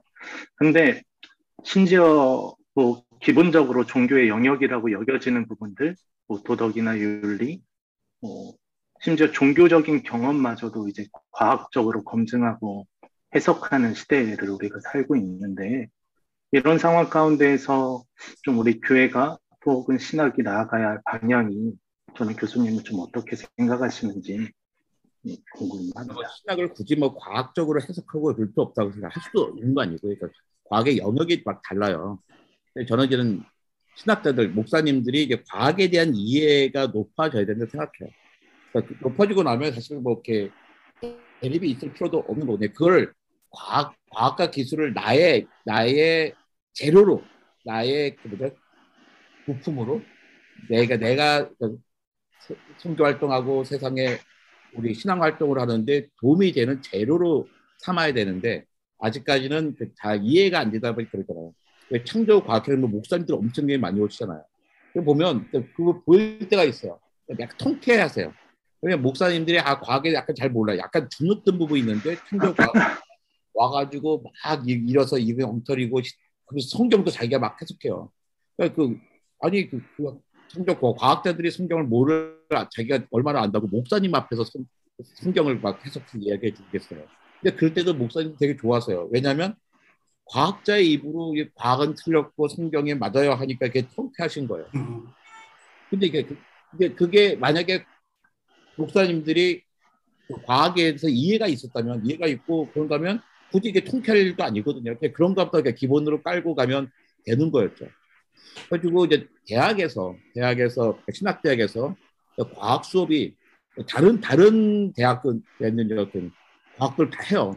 어떤 형태라도 어떤 이름으로라도 인문 쪽에서 다 하거든요. 인문 사회에 대해서 과학을 안 다룰 수가 없어요. 그런데 신학은 별로 없는 것 같아요. 제 기억에 몇 년 전에 좀 동대문에 있는 장신대 뭐 있죠. 서울장신. 네, 거기에 가서 2시간 그때도 이게 인공지능과 로봇 이런 이야기 했던 적이 있는 것 같고 엄청나게 많이 강연을 다녀있죠. 공무원도 학교도 다니고 막 그런데 그렇게 많은 신학대학이 있음에도 불구하고 신학대학에서 뭐 과학 강좌가 정규 강좌가 아니더라도 무슨 뭐 강가 있는 강좌라도 특별 강좌도 열렸다는 얘기 못 들어본 것 같아요. 저도 못 가봤고 누가 갔었다는 이야기도 못 들어본 것 같아요. 좀 많이 좀 열어주시면 근데 굳이 창조 진화같이 이렇게 첨예한 거 말고 그냥 기본적으로 알아야 되는 거 있잖아요. 그래서 인공지능 시대라는데 인공지능은 어떻게 작동하는 건지 로봇이 하면 로봇 때문에 일자리는 또 어떻게 되는 건지 막 이런 식의 환경 문제는 또 우리가 어떻게 봐야 되는 건지 복제라든지 복제는 복제 위험한 거 아니야가 아니라 뭐 복제는 어떤 방식으로 되는 건지 그런 이해가 필요하잖아요. 그러니까 그런 다양한 이해들을 그러니까 신학자들도 알고 교인들이 알면 저 좋아지는 것 같고 아까도 말씀드린 창조라는 것은 창조 진화 이런 부분들은 일단 받아들이는 쪽에서는 일단 벽을 치고 쓸 수밖에 없는 거예요. 괜히 이거 갖고 뭐 이렇게 주 테마가 되지 않았으면 좋겠는데 정말 열심히 하시는 우리 우종학 교수님은 그게 주 테마가 되셨잖아요. 그분이 블랙홀 여기서 되게 세계적인 권위자도 불구하고 블랙홀 이야기하면 될 것 같은데 왜 매달 지나 이야기하면서 다니시나 라고 생각을 하고 있습니다.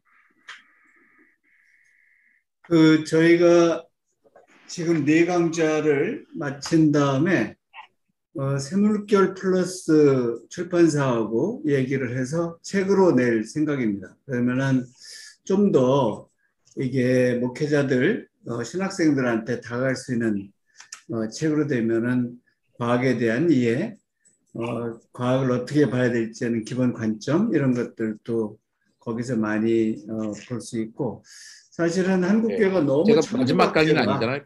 네? 6월 달까지 오늘 강의한 거 거의 낼 거예요. 물론 책으로 나온다면 좀 수밖에 하고. 네, 그래서 너무 창조과학회가 꼭 이제 신앙같이 이렇게 휩쓸고 있는데 그런 것들은 조금씩 저희들 극복하는 계기가 될 것 같습니다. 또 다른 분 질문을 하시면은 마지막 한 분 정도 하고 마치겠습니다.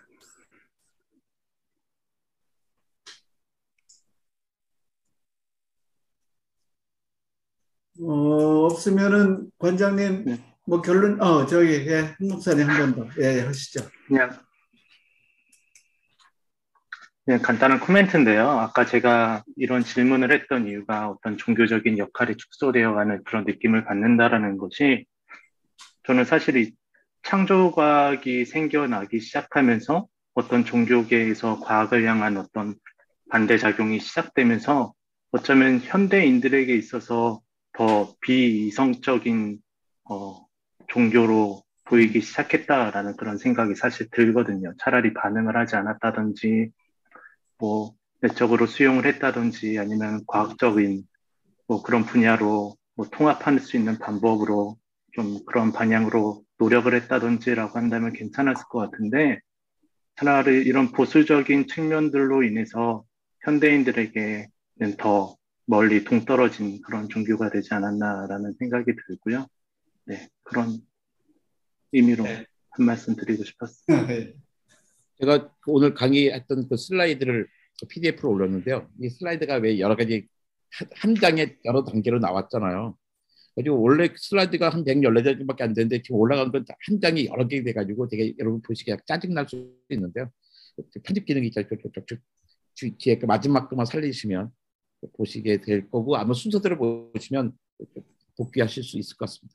네, 오늘 열심히 듣고 들어주시고 또 좋은 코멘트 해주셔서 감사합니다.